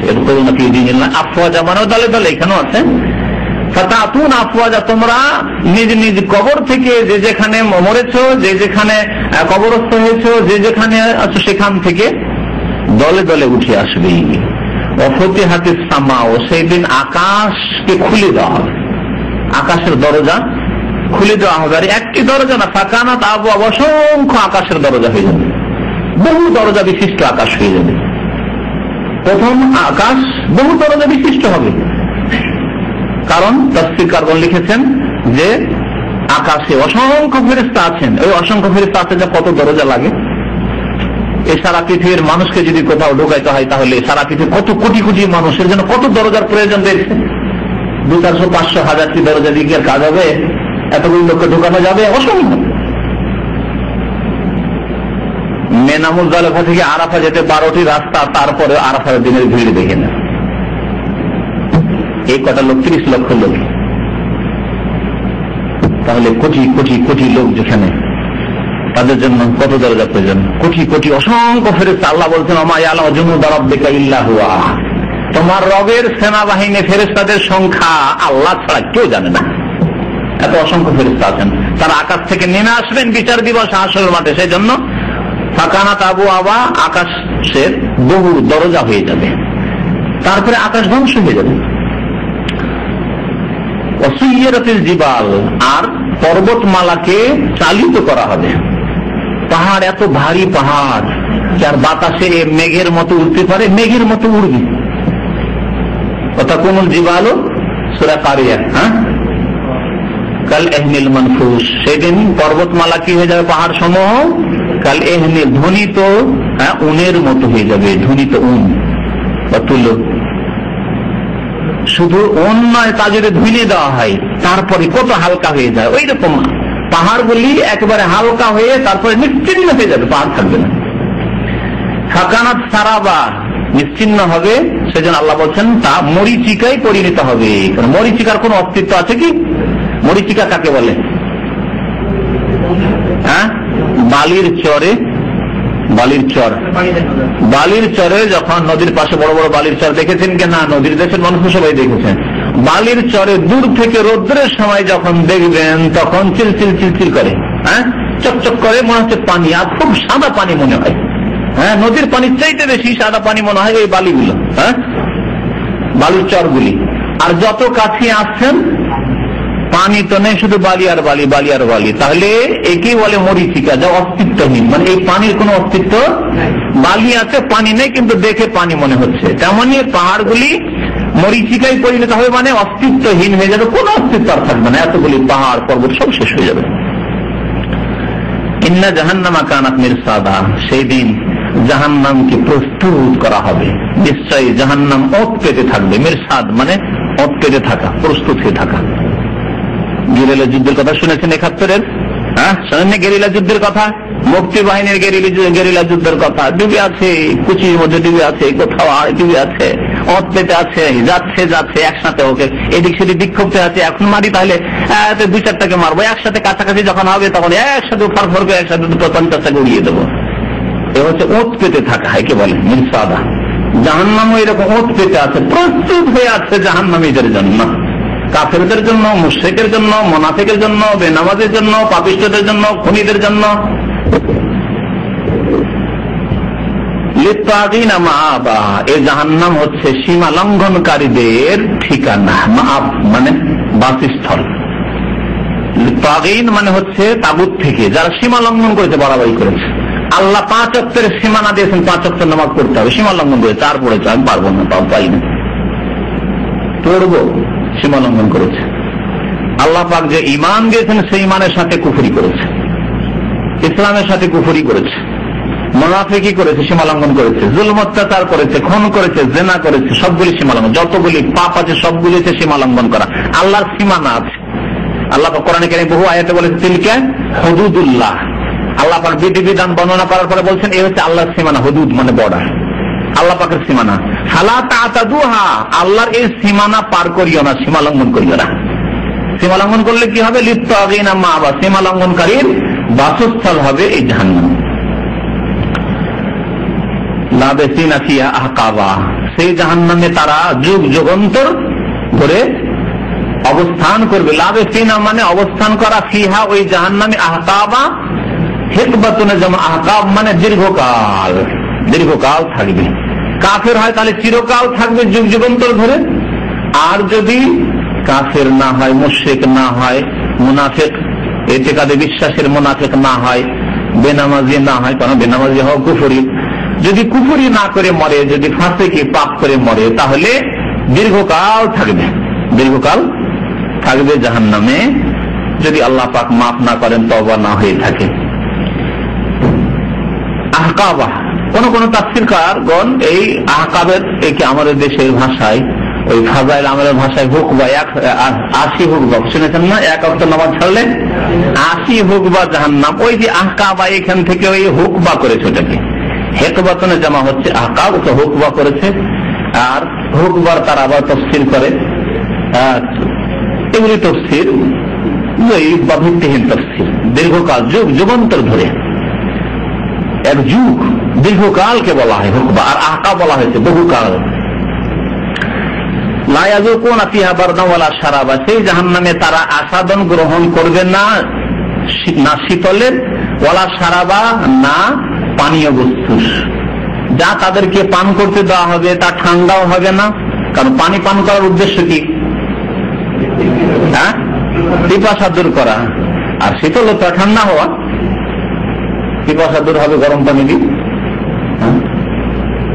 ফুটন্ত পানি যদি না হয়, এমনি গরম পানি হয়, গরম পানি খেয়ে আপনার পিপাসা মিটছে না, তাই না? কারণ পিপাসা মেটাবার জন্য শীতলতাও দরকার, ঠান্ডা হওয়া দরকার, আর পানির যে চাহিদা শরীর আছে সেই প্রয়োজন মেটানো দরকার।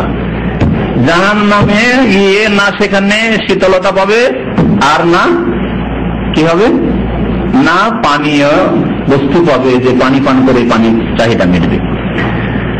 তাহলে পাবে কি সেখানে? আল্লাহ বলছেন ইল্লা হামিমা ওয়া গাসসাকা, হ্যাঁ, কিন্তু পাবে সেখানে হামিম গরম পানি, ওয়া গাসসাকা আর জাহান্নামীদের পুঁজ। আল্লাহু আকবার। আল্লাহুম্মা আজিরনা মিনান নার, আল্লাহ আমাদেরকে জাহান্নাম থেকে মুক্তি দান করো, আল্লাহ আমাদেরকে জাহান্নাম থেকে বাঁচাও। রব্বানা আতিনা ফিদ দুনিয়া হাসানা ওয়া ফিল আখিরাতি হাসানা ওয়া কিনা আযাবান নার, আল্লাহুম্মা কিনা আযাবান নার, জাহান্নামের আযাব থেকে আমাদেরকে উদ্ধার করো। সেখানে ফুটন্ত পানি, হামিম হচ্ছে ফুটন্ত পানি, টকবক করে যে পানি ফুটছে সে ফুটন্ত পানি। অগাসাক হচ্ছে জাহান্নামীদের যে পুঁজ, রক্ত পুঁজগুলি জ্বলে জ্বলে পুড়ে বয়ে যাচ্ছে, সেগুলিকে জাহান্নামীদেরকে বলা হবে যখন পান করতে চাইবে যে খুব পিপাসা লেগেছে, পানি পান করো, পানি পান করো, তখন তাই দেওয়া হবে। হামিম অগাসাক জাযাও ওয়াফাকা, এ হচ্ছে পূর্ণ মাত্রায় প্রতিদান। যেমন কুফরি করেছ তেমন বদলা, যেমন নাস্তিক হয়েছ তার বদলা, যেমন শিরক করেছ, আল্লাহ ছাড়া অন্যকে সেজদা করেছে, কবর মাজারকে সেজদা করেছে, তেমন পুরোপুরি বদলা। আল্লাহকে সেজদা না করে আল্লাহর সৃষ্টিকে সেজদা করেছে, ঠিক আছে, নাও এই বদলা। জাযাও ওয়াফাকা, নামাজ পড়নি, আল্লাহর সাথে সম্পর্ক তোমাদের ছিল না, সুতরাং জাযাও ওয়াফাকা, এর পূর্ণ মাত্রায় বদলা নাও। ইন্নাহুম কানু লা ইয়ারজুনা হিসাবা, নিশ্চয়ই তারা হিসাবে বিশ্বাসী ছিল না। আজ আল্লাহ যে হিসাব নেবেন, জবাবদাহি করতে হবে, লা ইয়ারজুনা মানে আশাবাদী ছিল না, অর্থাৎ বিশ্বাসী ছিল না। তারা হিসাবে নিকাশে পরকালে জবাবদাহিতে বিশ্বাসী ছিল না, তাই তাদের অবস্থাই হয়েছে। ওয়াকাযযাবু বিআয়াতিনা কিযযাবা, এবং আমার আয়াত সমূহকে তারা সম্পূর্ণরূপে কি করেছিল, মিথ্যা প্রতিপন্ন করেছিল, মিথ্যা মনে করেছিল। আল্লাহ বলছেন আকিমুস সালাত, পরোয়াই নেই, আতুজ যাকাত, পরোয়াই নেই, কুতিবা আলাইকুমুস সিয়াম, পরোয়া নেই, লা তাকরাবুজ জিনা, জিনার কাছে যেও না, পরোয়া নেই, লা তাকতুলুন নাফস, হত্যা করিও না কোন মানুষকে, পরোয়াই নেই, ইত্যাদি ইত্যাদি। আল্লাহ পাকের আয়াত নয়, এগুলি হচ্ছে শরীয়তের আয়াত। আর এক হচ্ছে আল্লাহ পাক রব্বুল আলামিনের সৃষ্টিগত আয়াত, আয়াতে কওনিয়া মানে আল্লাহর নিদর্শন। পৃথিবীতে অনেক কিছু রয়েছে যেগুলি দেখে শেখার বিষয় রয়েছে, নিজের শরীরকে দেখে জানার বিষয় রয়েছে। আমার শরীরের এত সুন্দর গঠন কি এমনিতে অটোমেটিক তৈরি হয়ে গেছে? হ্যাঁ, বিনা সৃষ্টিকর্তায় তৈরি হয়ে গেছে। সামান্য একটা এই সামান্য জিনিস, এই সামান্য একটা কিতাব, সামান্য একটা সেট, তাই আপনি কোনো সময় বলবেন না যে এটা এমনিতে তৈরি হয়ে টেবিলের উপর চলে আসছে। এমনিতে কোনখানে তৈরি হয়েছে, আর বিভিন্ন এতে পার্টস আছে, সেগুলিকে একসাথে লাগানো হয়েছে, তারপরে এটা রূপ দেওয়া হয়েছে, আবার তাতে ইত্যাদি ইত্যাদি যা কিছু প্রয়োজন তা দেওয়া হয়েছে, দেনেওয়ালা আছে। তাহলে কিতাবটা কোনো এতে প্রেসে ছেপেছে, কেউ যদি বলে কিতাবটা অটোমেটিক এমনিতে ছেপে টেবিলের উপরে সেইভাবে রাখা, বলবেন যে নিশ্চয়ই পাগল হয়ে গেছে, আপনার পাগলখানা নিয়ে যেতে হবে না? অবশ্যই ইয়াকিন আপনার যে পাগল হয়ে গেছে। কি করে বলছে কিতাবটা এখানে এসে এমনি চলে এসছে? বলছে যে এমনিতে ছেপে কি জানে, এমনিতে চলে এসছে। তাহলে এখানে যদি পাগল হয়ে যায়, কেউ বলছে না আল্লাহ নেই, নো গড, দিন নেই, ধর্ম নেই, পরকাল নেই, তাহলে সে কত বড় পাগলের পাগল, কত বড় মূর্খের মূর্খ। এই জন্য তাদেরকে জাহেল বলা হয়েছে। জাহিলিয়াত, আইয়ামে জাহিলিয়াত, এই জন্য কুফরির যুগকে বলা হয়েছে। আর আবু জাহালকে এই জন্য আবু জাহাল বলা হয়েছে, না হলে তার নাম ছিল আমর। সবচেয়ে বড় জাহেলকে পিএইচডি করেছে, সায়েন্স আর বিজ্ঞান আর আপনার আর্টস করে একবার অনেক কিছু করেছে, প্রফেসর হয়েছে, কিন্তু আল্লাহর সাথে সম্পর্ক নেই, 5 ওয়াক্ত নামাজের সম্পর্ক নেই, সে সবচেয়ে বড় জাহেল। যে যত বেশি পাপ করে সে তত বড় জাহেল। এটা হচ্ছে শরীয়তের পরিভাষা, ইসলামের পরিভাষা মনে রাখবেন। আর একজন একেবারে নিরক্ষর উম্মি, টিপ দিতে হয় তাকে, সই করতে জানে না, লিখতে জানে না, নিজের নামটা লিখতে জানে না, কিন্তু আল্লাহর সাথে তার সম্পর্ক রয়েছে, 5 ওয়াক্ত নামাজের সাথে তার সম্পর্ক রয়েছে, আখিরাতের প্রতি বিশ্বাসী, সে হচ্ছে জ্ঞানী, সে হচ্ছে জ্ঞানী। আল্লাহ তাদের উলুল আলবাব বলেছেন, জ্ঞানবান ব্যক্তি বলেছেন তাদেরকে।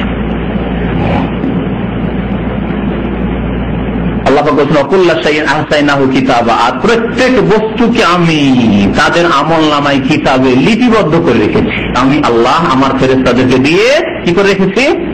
প্রত্যেক বস্তু মানে প্রত্যেক বিষয়, আপনার নামাজ, রোজা, হজ, যাকাত, আমল, কর্ম, বয়স, যৌবন, যৌবন কোথায় কেটেছে, আপনার কাজকর্ম কি, আপনার ব্যবসা কি, আপনার রিজিকের উপায় কি, আপনার কথাবার্তা কেমন, আপনি কি বলেছেন, ভালো বলেছেন, কি শুনেছেন, কি দেখেছেন, কি করেছেন, হাত দিয়ে ভালো ধরেছেন না মন্দ ধরেছেন, এই টেলিফোন আল্লাহ মোবাইল নিয়ামত দিয়েছিলেন, এই মোবাইলকে নেকির কাজে ইউজ করেছেন না হারাম কাজে প্রেম করায় ব্যবহার করেছেন, এটারও জবাবদাহি করতে হবে, এটারও জবাবদাহি করতে হবে। আজকালকার যুবকদেরকে বলছি, প্রবাসে অনেক ভাই এরকম আছেন যে একটা কোনো কল পেয়ে গেলে কাজ হয়ে গেল, কাজ হয়ে গেছে, একটা মহিলার কল পাওয়া গেছে।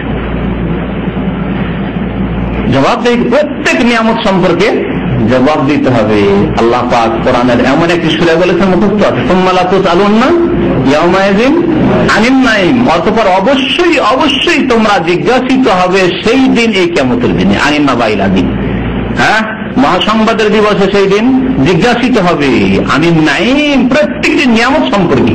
আপনার মোবাইল নিয়ামত নয়, নেকির কাজে লাগাইতে হতো, জায়েজ কাজে লাগাইতে হতো, আপনি হারাম কাজে লাগিয়েছেন। আপনার রিয়াল, আপনার ডলার, আপনার পয়সা, আপনার বিদেশে আসা যে ভিসা, আপনার পাসপোর্ট, এগুলো নিয়ামত না? কত নিয়ামত, মাথা থেকে পা পর্যন্ত যে নিয়ামত রয়েছে, এই নিয়ামত গুলি গণনা করে শেষ করতে পারবো না। চোখকে কোথায় লাগাচ্ছি, ব্রেন বুদ্ধিকে কোথায় লাগাচ্ছি, হাতকে কোথায় লাগাচ্ছি, জবানকে কোথায় লাগাচ্ছি, কানকে কোথায় লাগাচ্ছি, দিনের কথা শুনছি না দুনিয়ার পাপে ডুবে আছি।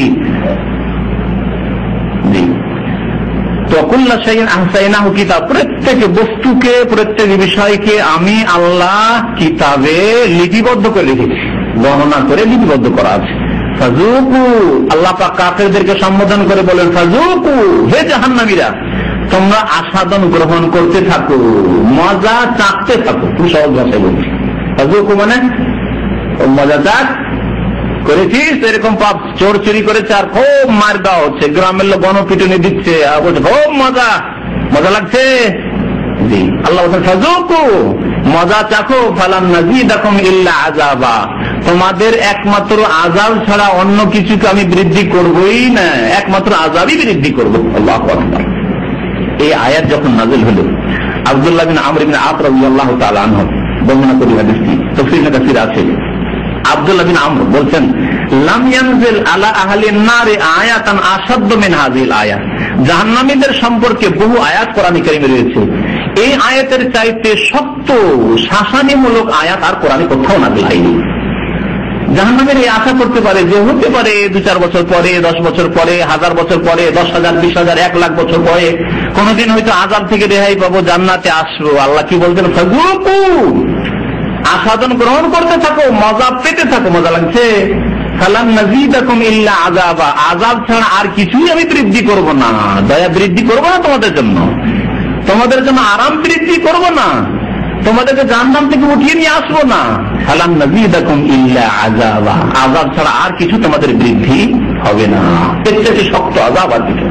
এই কথা যখন কাফের, মুশরিক, মুনাফিক, জাহান্নামী যখন শুনবে, নিরাশ হয়ে যাবে, হাই জাহান্নামে চিরকাল থাকতে হবে, আর কোনো উপায় নেই। ফাযুকু ফালান নাযীদাকুম ইল্লা আযাবা।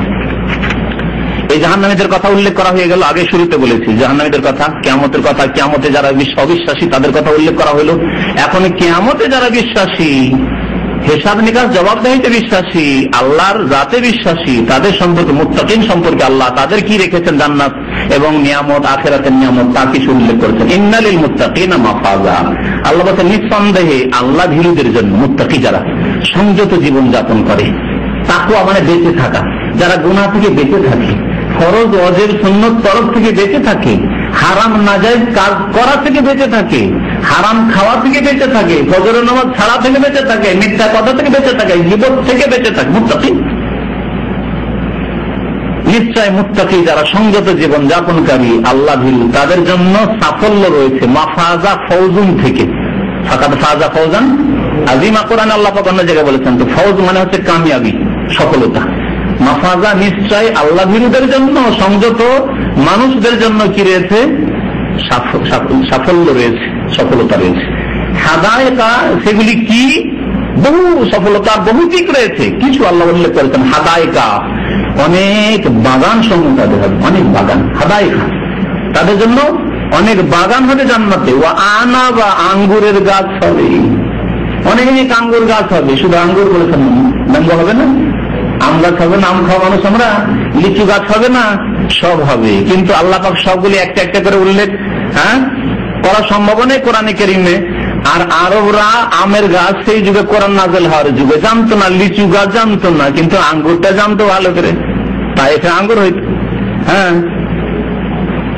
এই আরব জাজিরাতে আঙ্গুর হইতো, তা খেজুর জানতো, তাই আল্লাহ পাক রব্বুল আলামিন আঙ্গুরের বাগানের কথা, খেজুরের কথা, এইসব কথা আল্লাহ উল্লেখ করেছেন। কলার কথা আল্লাহ পাক রব্বুল আলামিন উল্লেখ করেছেন, এই করে দিয়েছেন। তারপরে আম ভাবে আল্লাহ বলে দিয়েছেন জান্নাতীদের সম্পর্কে, ওয়ালাকুম ফিহা মা তাশতাহি আনফুসুকুম, তোমাদের জন্য জান্নাতে কি রয়েছে? তোমাদের মন যা চাইবে তাই রয়েছে। আম চাও, লিচু চাও, কাঁঠাল চাও, কাঁঠাল যে কত প্রিয় আমাদের, যে ওখান থেকে বইয়ে অনেক ভাই নিয়ে আসছেন কষ্ট করে, জাযাকুমুল্লাহ খায়ের, অনেকে নিয়ে যাওয়ার খেতেও দেন, জাযাকুমুল্লাহ খায়ের। তো কথা হচ্ছে যে এই যে কাঁঠাল খাওয়া মানুষ, জান্নাতে যদি ওদেরকে রাত দিন খেজুর আর রোতাব আর গাহুয়া দেওয়া হয়, আর যদি দেওয়া হয় আঙ্গুর আর আপেল, কিন্তু ও বাঙালি কাঁঠাল খাওয়া মানুষ, কাঁঠালটা যদি না দেওয়া হয় তা বলটা কাঁঠালটাই শুধু পাই না। তাই আল্লাহ বলছেন ওয়ালাকুম ফিহা মা তাশতাহি আনফুসুকুম, তোমাদের মন যা চাইবে তাই দেব। এমনকি নবী সাল্লাল্লাহু আলাইহি ওয়াসাল্লাম একটি হাদিস আছে, চাষি সারা জীবন চাষ করেছে, কৃষক, রাজশাহী, দিনাজপুর, মামলা, মুর্শিদাবাদ এইসব এলাকার চাষির লোক, আপনাদের মতো ওই কুমিল্লার চিটাগাংয়ের মধ্যে বিদেশে থাকার লোক, এরা চাষ করে খায়, ধান গম পাটি করে খায়। বেঁচে বেচারা চাষি মানুষ জান্নাতে যাওয়ার পরে বলছে আল্লাহ এখানে তো সবই পাচ্ছি, বসে বসে খেয়ে আর ভালো লাগে না, সকালে লাঙ্গল নিয়ে যেতাম আর দুপুরে হালবে আসতাম, চাষাবাদ করে আর ফসল হইতো, ভালো লাগতো, ফসল কাটতাম, ধান কাটতাম, পাট কাটতাম, ওইগুলো করতে চাই। বলছি ঠিক আছে করো, সাথে সাথে হবে, ধান হবে, গম হবে, পাট হবে, আর বীজ ছিটি আসলো, বুনে আসলো, আর তারপরে কেটে নিয়ে আসলে তাড়াতাড়ি সব হবে। ওয়ালাকুম ফিহা মা তাশতাহি আনফুসুকুম, যা তোমাদের মন চাইবে তা। কোন মানুষ ছিল আল্লাহ প্লেনে তো চড়েছি, কিন্তু পাইলট যে প্লেনটা কেমন করে চালায় সেটাই তো মনের আরমান থেকে গেল, মনের আশা আকাঙ্ক্ষা থেকে গেল। আল্লাহ চালাও, তুমি নিজে চালাও, তোমার ট্রেনিং করার প্রয়োজন নেই, চালাও। ওয়ালাকুম ফিহা মা তাশতাহি আনফুসুকুম, যা চাইবে তাই দেওয়া হবে। আল্লাহ পাক মুত্তাকিনদের জন্য এই সব নিয়ামত রেখেছেন। আল্লাহুম্মা জাআলনা মিনাল মুত্তাকিন ওয়া জাআলনা লিল মুত্তাকিনা ইমামা, কোরআনের দোয়া। আল্লাহ আমাদেরকে শুধু মুত্তাকি বানায় না, মুত্তাকিদের নেতৃত্ব দেওয়ার তৌফিক দান করো, আমাদের অনেক মুত্তাকি বানাবার তৌফিক দান করো। নিজেই শুধু মুত্তাকি হয়ে থেকে গেলেন যথেষ্ট নয়, আপনি আপনার স্ত্রীকে মুত্তাকি বানালেন, আপনার ছেলে মেয়েকে মুত্তাকি বানালেন, আপনার বাবা মা ছিল না মুত্তাকি, তাদেরকে মুত্তাকি বানালেন, আপনার ভাইগুলো আধা নামাজি বেনামাজি হয়েছিল, পাপ তাপ করতো, তাদেরকে মুত্তাকি বানালেন, আপনি মুত্তাকিনদের কি হয়ে গেলেন? ইমাম হয়ে গেলেন। এই দুয়াই কোরআনে আল্লাহ পাক শিখিয়েছেন, ওয়া জাআলনা লিল মুত্তাকিনা ইমামা। একটা পরিবারের, একটা গ্রামের, একটা বংশের, আপনার শ্বশুর বাড়িতে নামাজ পর্দা ছিল না, মাশাআল্লাহ, আপনি যাওয়ার পরে মাশাআল্লাহ পর্দা, দিনদারি, পরেশগারি, নামাজ, শ্বশুর বাড়ি সবাইকে নামাজ ধরিয়ে দিলেন। ওয়া জাআলনা লিল মুত্তাকিনা ইমামা, এই দোয়া আপনার কবুল হয়েছে, বলুন আলহামদুলিল্লাহ। আল্লাহ তাআলা যেন তৌফিক দান করেন, চেষ্টা করতে হবে। আমার এই কথা বলার উদ্দেশ্য হচ্ছে আপনার প্রত্যেকে নিজ নিজ বাড়িতে গিয়ে, নিজ নিজ শ্বশুর বাড়িতে গিয়ে, নিজ নিজ গ্রামে গিয়ে, নিজ নিজ গোত্র বংশে গিয়ে আপনি দায়ী, আপনি মুত্তাকিদের ইমাম হবেন, তাদেরকে তাকওয়ার দিয়ে নিয়ে আসবেন, তাদেরকে পাপ ছাড়াবেন, নেকির কাজ করাবেন, প্রত্যেকের দায়িত্ব। একজন মানুষ 10-10টা, প্রত্যেকের বংশ শত শত মানুষ আছে, 10-10টা করে মানুষ যদি আমরা হিদায়াত করতে পারি, মুত্তাকি বানাইতে পারি, তো কত মুত্তাকি হয়ে যাবে দেশে। এইভাবে ইসলামিক আইনের বাস্তবায়ন হবে, এইভাবে ইসলামী রাষ্ট্রে পরিণত হবে। আর ইসলামী রাষ্ট্রে পরিণত মানে এই নয় যে শতকরা 5টেও আমরা নেই, আর সব বাতিলপন্থী, আর হাজার হাজার কবর মাজারের পূজা হচ্ছে, আর ওখানে জবরদস্তি হচ্ছে আমরা প্রশাসন ক্ষমতা পেলে সব ঠিক করে নেব। কিছুই ঠিক করতে পারবেন না, কিছুই ঠিক করতে পারবেন না। যেখানে 90 জন কবর মাজার পূজা করে, আর 10 জনের মধ্যে আবার 5 জন নামাজ পড়ে, 5 জন নামাজ পড়ে না, আর 5 জনের যে নামাজ পড়ে তার মধ্যে 3 জন ফজর পড়ে না, 2 জন ফজর পড়া, তাদেরকে কি করে কাজ হবে? এই অবস্থা নয় কি বাস্তব? বাস্তব অবস্থা যেখানে আমরা বসবাস করছি, বাস্তবকে ভুলে গিয়ে শুধু কল্পনা করলে হবে না, যে কল্পনা জগতে এই করে নেবো, এই করে নেবো, সেই করে নেবো। আমাদেরকে বাস্তবমুখী নিতে হবে। বাস্তবে মুত্তাকি বানাবো আমরা নিজের পরিবারকে, নিজের গ্রাম ঠিক করবো, আমরা প্রত্যেক নিজ নিজ গ্রামকে ঠিক করে এইভাবে দেশ ঠিক হয়ে যাবো। দেশ যখন ঠিক হয়ে যাবে, তখন আমাদের ইউনিভার্সিটি ঠিক হয়ে যাবে, তখন আমাদের সংসদ ঠিক হয়ে যাবে, আমাদের সবকিছু ঠিক হয়ে যাবে। তখন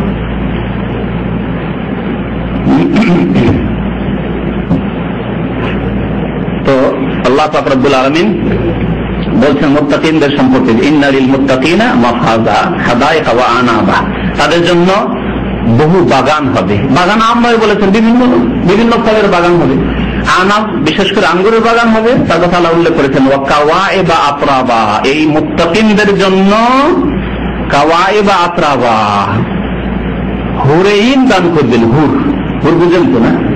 হ্যাঁ, আল্লাহ পাক রব্বুল আলামিন সুন্দরী সুন্দরী রমণী, জান্নাতি রমণী দান করবেন, নিজের স্ত্রী ছাড়া। যারা জান্নাতে আল্লাহ পাক সৃষ্টি করে রেখেছেন তাদেরকে কেউ স্পর্শ করেনি, একমাত্র ওই ব্যক্তি স্পর্শ করবে যে জান্নাতে হবে, যার ভাগে আসবে। এই হুরাইনরা কেমন হবে? কাওয়াইবা, পূর্ণ যৌবনা হবে। কাওয়াইবার ভাব অর্থ হচ্ছে পূর্ণ যৌবনা রমণী। শাব্দিক অর্থ শুনে রাখুন, কারণ শাব্দিক অর্থ জরুরি। কাওয়াইবা কাবাতুন বলে যুবতীদের যে স্তন স্বাভাবিক জানা রয়েছে যে যৌবন আসলে তখন স্তন বাড়তে শুরু হয়, স্তন উঁচা হতে শুরু হয়, এবং সেটা তারপরে যৌবন আবার ঢলে গেলে যদি বেশি দিন হয়ে যায়, বিবাহ শাদী হয়নি, এমনি বিবাহ শাদী নাও হলে বেশি দিন বা বিবাহ শাদী হয়ে গেছে, তারপরে স্তন ঢলে যায়। তো জান্নাতে যেসব রমণীরা হবে তাদের হবে স্থান হবে এবং স্থান ঢলে যাবে, যেটা আকর্ষণীয় হবে। আর সেটা বুঝছেন যে স্থান যদি ঢলে না যায়, ঝুঁকে না যায়, তাহলে সেটাতে দেখারও একটা সৌন্দর্য রয়েছে এবং মানসিক সৌন্দর্য রয়েছে, যেটা প্রত্যেক পুরুষ প্রত্যেক যুবক চায়। তো এইরকম আল্লাহ পাক মুত্তাকিনদেরকে পূর্ণ যৌবনা হুরেইন জান্নাতের রমণী দান করবেন। আর তারপরে আতরাবা বলেছেন, কওয়াইব মানে এই হয়ে গেল। আতরাবা মানে হচ্ছে সমবয়সিকা, সব একই বয়সের হবে, একই বয়সের দেখতে ভালো লাগবে।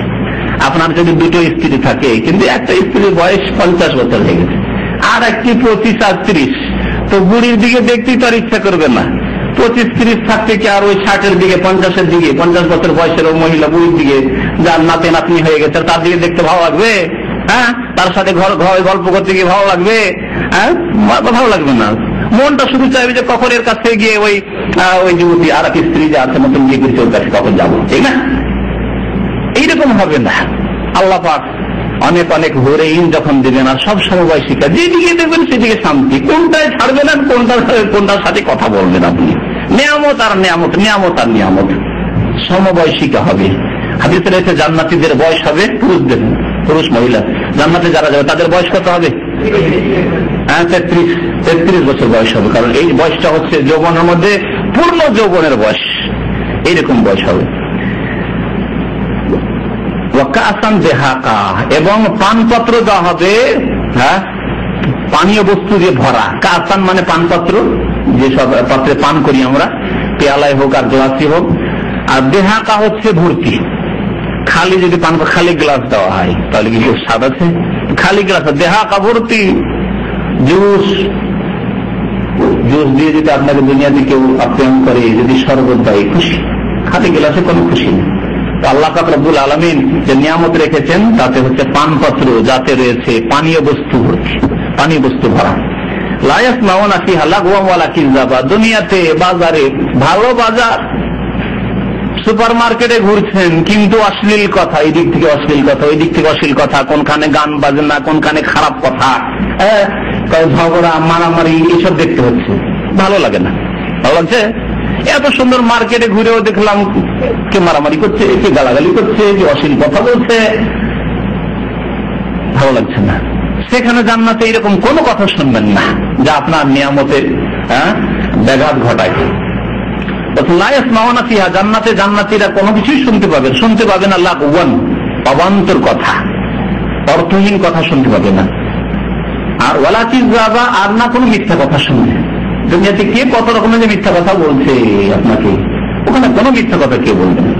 জাযাআম মির রাব্বিকা, তোমার রবের পক্ষ থেকে হে নবী সাল্লাল্লাহু আলাইহি সাল্লাম, এই হচ্ছে প্রতিদান, মুত্তাকি আল্লাহর জন্য প্রতিদান। আতাআন হিসাবা, এবং হিসাবাদি হচ্ছে আল্লাহর এই অনুদান।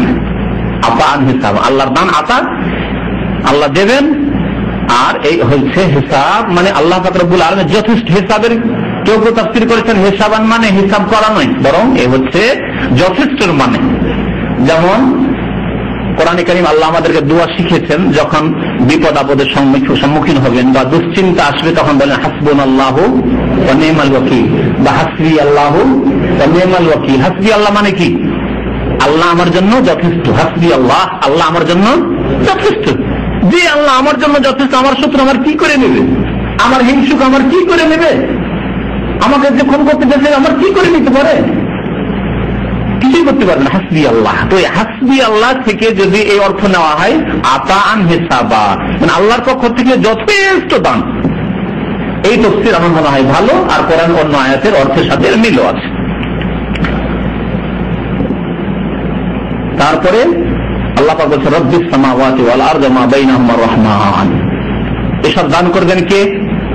যিনি আসমান ও জমিনের মালিক, এবং যার সামনে যার জাতের সামনে কেউ কথা বলতে সাহস করবে না। বলছেন আসমান এবং জমিনের যিনি অধিপতি, ওমা বাইনাহুমা, এবং যা কিছু আসমান জমিনের মাঝখানে রয়েছে সবকিছুর অধিপতি মালিক একমাত্র আল্লাহ পাক।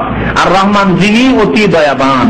লা ইয়ামলিকুনা মিনহু খিতাবা, কোন মানুষ তার সাথে সম্বোধন করার সাহস করবে না, তার সাথে কথা বলার কেউ অধিকারী হবে না। লা ইয়ামলিকুনা মিনহু খিতাবা, এমন কোন ব্যক্তি নেই যে আল্লাহর সামনে গিয়ে সাহস করে কথা বলবে, এরকম কেউ নেই। ইল্লা যাকে আল্লাহ অনুমতি দিবেন। তারপরে আয়াতে বলছে, নবী করিম সাল্লাল্লাহু আলাইহি ওয়াসাল্লামের হাদিস রয়েছে, ওয়ালা ইয়াতাকাল্লামু ইয়াওমাইযিন ইল্লা রাসূল, সেই দিন একমাত্র কারা কথা বলবে আল্লাহ পাকের সাথে? রাসূলগণ কথা বলবেন।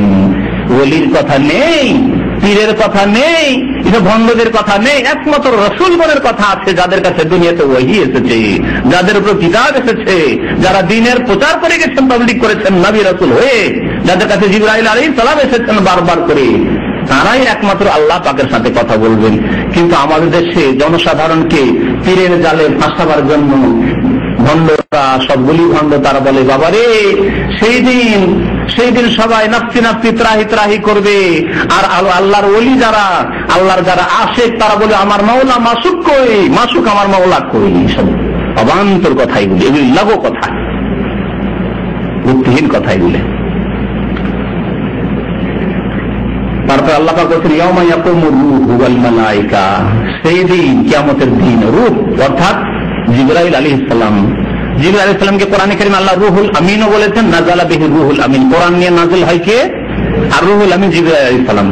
রুহুল কুদুস বলা হয়েছে কোরআনে কারীমে, এবং তাকে আর রূহ বলা হয়েছে, তানাজ্জালুল মালায়েকাতু ওয়ার রূহ সূরা কদরে, ইন্না আনজালনাহু ফি লাইলাতুল কদরে বলা হয়েছে। এখানে জিবরাইল আলাইহিস সালামকে রূহ বলা হয়েছে, এখানে রূহ বলা হয়েছে। ইয়াউমা ইয়াকুমুর রূহ, যেই দিন রূহ মানে জিবরাইল আলাইহিস সালাম দণ্ডায়মান হবেন, দাঁড়াবেন, ওয়াল মালায়েকা, এবং সমস্ত ফেরেশতাগণ দণ্ডায়মান হবেন, দাঁড়াবেন, সাফান সারিবদ্ধভাবে আল্লাহ পাকের দরবারে কাতার ধরে। সাফান, সাফ মানে কাতার, লাইন। লা ইয়াতাকাল্লামুন, কেউ কথা বলতে পারবেন না, ইল্লা মান আযানা লাহুর রহমান, তবে ওই ব্যক্তি একমাত্র যাকে রহমান দয়াবান অনুমতি দিবেন। ওয়া ক্বালা সাওয়াবা, এবং যা মনে আসবে তাই কথা বলা শুরু করবে, তা হবে না। যেমন আমাদের প্রশ্ন উত্তর আসরে অনেকে ভালো নিয়ত নিয়ে প্রশ্ন করার জন্য দাঁড়ায়, ভালো নিয়ত নিয়ে জানার জন্য যে আরো আমিও জানবো, অন্যরাও জানবে, আর কেউ বেয়াদবি করার জন্য দাঁড়াইতে পারে, আবার কেউ ডিস্টার্ব করার জন্য দাঁড়াইতে পারে, কেউ বাড়াবাড়ি কোনো কথাবার্তা বলে দিতে পারে। এরকম হয় না? অনেক সময় হতে পারে। এখানে বহু লোক বহু নিয়ত নিয়ে আসতে পারে, আর বহু নিয়ত নিয়ে কথা বলতে পারে। কথা বলতে গিয়ে কেউ আদবের সাথে কথা বললো, কেউ বেয়াদবের সাথে কথা বললো, কেউ জানার উদ্দেশ্য নাই। আর আমরা চেহারা ফিগার দেখলে বুঝতে পারি যে এই লোকটি জিজ্ঞাসা করেছে জানার জন্য না অন্য কোনো উদ্দেশ্যে। ওর একটা বড় লক্ষণ হচ্ছে, জিজ্ঞাসা করার পরে যখন উত্তর দিতে লাগি তখন চুলকাচ্ছে। জিজ্ঞাসা করলে একটা মাসলা বা একটা সংশয় সম্পর্কে, কোন বিষয় সম্পর্কে, বিশেষ করে আকীদার বিষয় বা মাসলা যে ক্ষেত্রে তার গোনামি আছে, যখন বলতে লাগলাম বোঝাবার জন্য, তখন আরো শুনেন, তখন অন্য মনস্ক। এটা হচ্ছে একটা বিদাতির লক্ষণ, যারা জিজ্ঞাসা করে কিন্তু জানতে চায় না, হক জানতে চায় না। জিজ্ঞাসা করে হয়তো যাতে জবাব না দিতে পারে, অথবা ডিস্টার্ব করবো, হ্যাঁ, ইত্যাদি বিভিন্ন রকম নিয়ম। আল্লাহ পাকের দরবারে এইরকম হবে না যে কথা বলবে আর যেই সেই কথাবার্তা বলবে যে আল্লাহ কেন হইলো, সেই কেন হইলো, আমার বাবা কেন যেতে পারলো না জান্নাতে, আমার বাবার কি হলো, আমার মায়ের কি হলো, আমার মা কোথায়। আল্লাহ পাক বলছেন ওয়া ক্বালা সাওয়াবা, যাকে অনুমতি দিবে সেই কথা বলবেন, আর ওয়া ক্বালা সাওয়াবা, কথাও যে বলবে সঠিক কথা বলবে, সোজা কথা বলবে। এই জন্য নবী করিম সাল্লাল্লাহু আলাইহি ওয়াসাল্লাম যে বৃহৎ শাফাআতের জন্য আসবেন আল্লাহ পাকের দরবারে, প্রথম কি করবেন? সিজদায় পড়ে যাবেন। যিনি সিজদায় পড়বেন আল্লাহ পাকের দরবারে, তিনি কি সঠিক কথা বলবেন না? সব সঠিক কথা বলবেন। এই কথা বলবেন না যে আল্লাহ আমার বাবার কি হলো, আব্দুল্লাহ, আমার মা আমেনার কি হলো, হ্যাঁ, আমার দাদা আব্দুল মুত্তালিবের কি হলো, আমার পূর্বপুরুষ হাসেমের কি হলো, আর আব্দু মানাফের কি হলো, তাদেরকে আমি নেব না।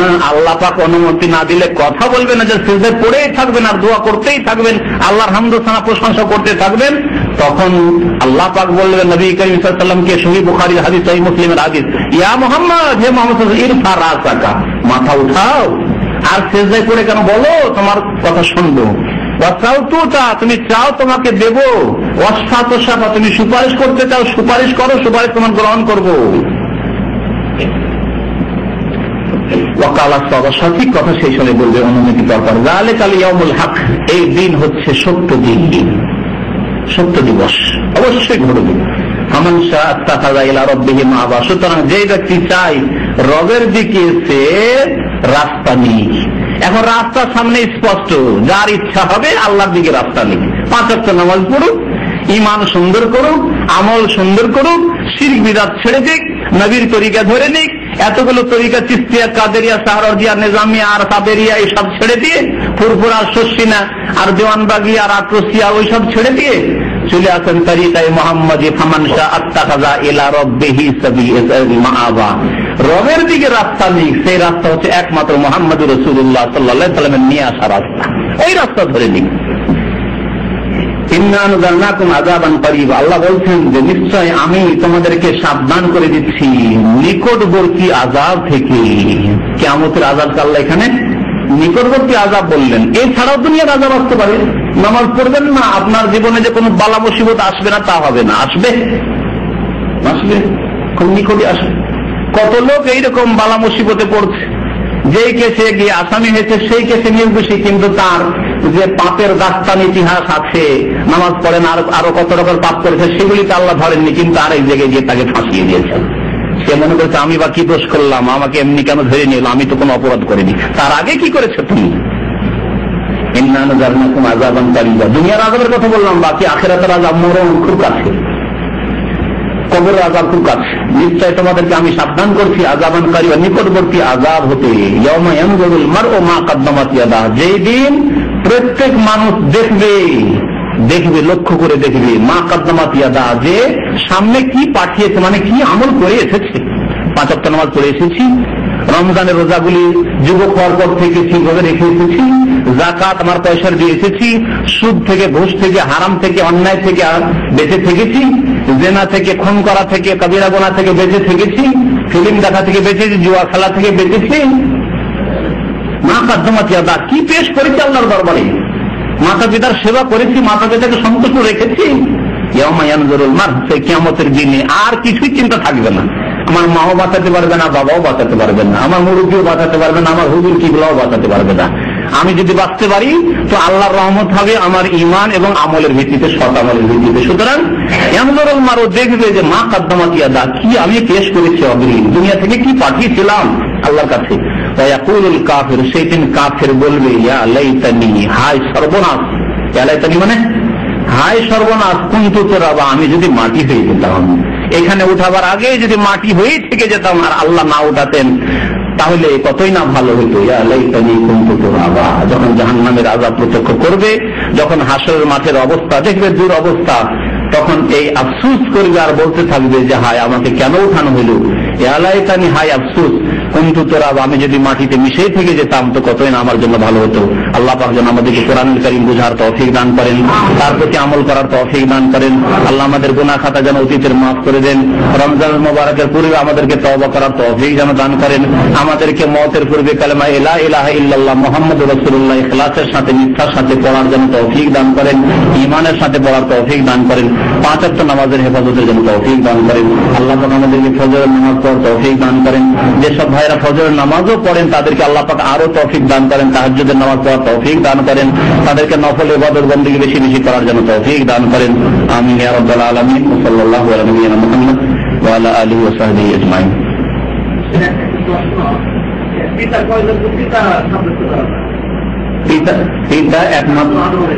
পিতা একমাত্র আপনার পিতা, প্রত্যেকের নিজের পিতা, যে আসল পিতা। আর আদম আলাইহিস সালাম আমাদের পিতা। এর আগে বলেছি অনেকবার যে ইব্রাহিম আলাইহিস সালাম, যে আমার দেশের বক্তারা বলে থাকে, এটা একটা ভুল তাদের। ইব্রাহিম আলাইহিস সালাম পিতা নাই। যেমন আওয়ামী লীগের পিতা শেখ মুজিব নয়, মিথ্যা কথা এবং এটি হারাম কথা, তেমনি জাতির পিতা ইব্রাহিম আলাইহিস সালাম কথাটিও ভুল। ইব্রাহিম আলাইহিস সালামকে পিতা বলেছে, রাসূলুল্লাহ সাল্লাল্লাহু আলাইহি ওয়াসাল্লাম সম্বোধন করে বলা আছে, রাসূলুল্লাহ সাল্লাল্লাহু আলাইহি ওয়াসাল্লামের পিতা, পূর্বপুরুষ পিতা ইব্রাহিম আলাইহিস সালাম। অনেকে ব্যাখ্যা করে যে আধ্যাত্মিক পিতা, আধ্যাত্মিক পিতা শুধু ইব্রাহিম আলাইহিস সালাম কেন হবে, নূহ আলাইহিস সালাম নন? তাকে কেন বলেন না? তাহলে ইব্রাহিম আলাইহিস সালাম আমাদের পিতা নন, বরং কুরাইশ বংশের পিতা, কুরাইশ বংশের পিতা ইব্রাহিম আলাইহিস সালাম। জি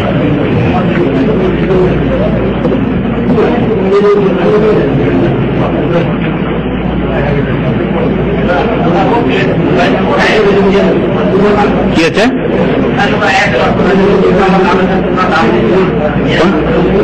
কোন কোন আয়াত? আয়াতটা পরে কি অর্থ, বাংলা অর্থ কি? ওয়ালা তামনুন তাস্তাকসির, ওয়ালা তামনুন তাস্তাকসির। কাউকে দান করলেন আর মনে করলেন একে যদি দান করি বা দিই তাহলে পরে আমাকে দেবে। এটা শুধু দানের ক্ষেত্রে নয়, এটা যেমন ধার দেওয়ার ক্ষেত্রে। আপনার কোন বন্ধুকে ধার দিলেন 10,000, ভাবলেন যে আগামীতে আমার প্রয়োজন হলে আমি 20,000 পাবো এর কাছে, এরকম আশা নিয়ে নয়। তারপরে গিফট দেওয়ার, উপহার দেওয়ার ক্ষেত্রে গিফট দিলেন, কোন ব্যক্তিকে একটা ঘড়ি দিলেন, ওর বিয়ে আছে, বিয়ের সময় ওর ওয়াইফকে ঘড়ি দিলেন বা ওকে একটা ঘড়ি দিলেন, ভাবলেন যে আমি ঘড়ি দিলাম, ও আমাকে, আমার ওয়াইফকে মালা দেবে বা ওই রকমই আমাকে দেবে, যেমন আজকাল হচ্ছে বিয়েগুলিতে, তাই না? এটাও নিষেধ যে কারো কাছে পাবো এই আশা নিয়ে তুমি অনুগ্রহ করবে, এরকম কাজ করিও না, আল্লাহ সন্তুষ্টির জন্য করবে। এসব বিদাতি কিতাব, নৌরানি মজমুয়া পঞ্জেগানা ওজিফা, হ্যাঁ, দুরুদে লাখি কোরআনেও নেই, হাদিসও নেই। হ্যাঁ, তারপরে দুরুদে তাজ কোরআনেও নেই, হাদিসও নেই। দুআয়ে গঞ্জুল আরশ কোরআনেও নেই, হাদিসও নেই। দুরুদে হাজারি, দুরুদে শেফা এই কোরআনেও নেই, হাদিসেও নেই। দুআয়ে হাবিবি কোরআনেও নেই, হাদিসও নেই। তারপরে যে একটা দুটো আয়াতুল কুরসি ঠিক আছে, শুধু আয়াতুল কুরসিটা ঠিক আছে। আসমায়ে হুসনা আল্লাহ 99টি নাম, সেটা ঠিক আছে। আর তারপরে বাকি যতগুলি আছে প্রায়গুলি সব ভিত্তিহীন। আহাদনামা বলে যেটা আছে তার অর্থটা ঠিক আছে, কিন্তু আহাদনামা বলে কোরআনেও নেই, হাদিসও নেই যে এটা আহাদনামা, বলা বুঝতে পেরেছেন? সুতরাং এই ওজিফাগুলি সব বিদাতি ওজিফা। তারপরে সূরা ফাতিহা, সূরা রহমান, মুলক, এতটুকু ঠিক আছে। তারপরে আছে দুরুদ আকবার নেই, আয়াতে শিফা ভুল ধারণা। তারপরে তাদের কাছে জাল সূরা ইয়াসিনে তিনি জাল ফজিলত বয়ান করে, সূরাকে জাল ফজিলত বয়ান করে, সব মিথ্যা কথাগুলি। সূরাগুলি কোরআনে কারিমে, দুআয়ে জামিলা কোরআনেও নেই, হাদিসও নেই। হ্যাঁ, কথা বুঝতে পেরেছেন? সুতরাং এইটি হচ্ছে বিদাতি কিতাব। এই কিতাব খবরদার প্রচার করবেন না, না হলে গুনাহ হবে। কারণ এতে অনেক শিরকি কথাবার্তা রয়েছে, বাড়াবাড়ি কথা। এই যে দুরুদগুলি রয়েছে তাতে নবী সাল্লাল্লাহু আলাইহি ওয়াসাল্লাম সম্পর্কে অতিরঞ্জন কি শিরকি কথা রয়েছে। এর মধ্যে একটা দুরুদ আছে যাতে আছে যে নবী হচ্ছেন রোগ আরোগ্যকারী, বালা মুসিবত দূরকারী। শিরক না, বড় শিরক। কেউ যদি বলেন নবী বালা মুসিবত দূরকারী, তাহলে বড় শিরক। এতে রয়েছে এই বিদাতি দুরুদ সম্পর্কে একটা বক্তব্য করা দরকার। কত করবো যদি ঘাস জমি থেকে ঘাসই সাফ করতে পারি না, সারা বছর নিড়াইতে আছি শেষই করতে পারছি না। আর 2-4টা জমি থেকে শেষ করলে ওই জমিগুলো যারা আগে থেকে দখল করেছিল তাদের তো পেরেশানির শেষ নাই। হ্যাঁ, আর তাদের সীমালঙ্ঘন বাড়াবাড়ি শেষ নাই যে কেন আমাদের জমির ঘাস নিয়ে এলো, ঠিক না? চরমনায়ের ঘাস নিয়ে এলাম, সাইদি সাহেবের ঘাস নিয়ে এলাম, তখন এরা সব নারাজ, অসন্তুষ্ট। তো বলি যে আমাদের ঘাস যখন নিয়ে দিলে তখন তারা অসন্তুষ্ট হবে। তো জমিতে তাদের ঘাস লাগা আছে, আর আমরা আমাদের কাজ হচ্ছে ঘাসগুলো নিয়ে তাদের ভালো ফসলগুলি আবাদ করা, ভালো সেখানে বীজ বপন করা, যাতে করে ভালো ফসল তাদের জন্ম। এগুলো তো আমাদের উদ্দেশ্য। আল্লাহ পাক যেন বুঝার তৌফিক দান করে।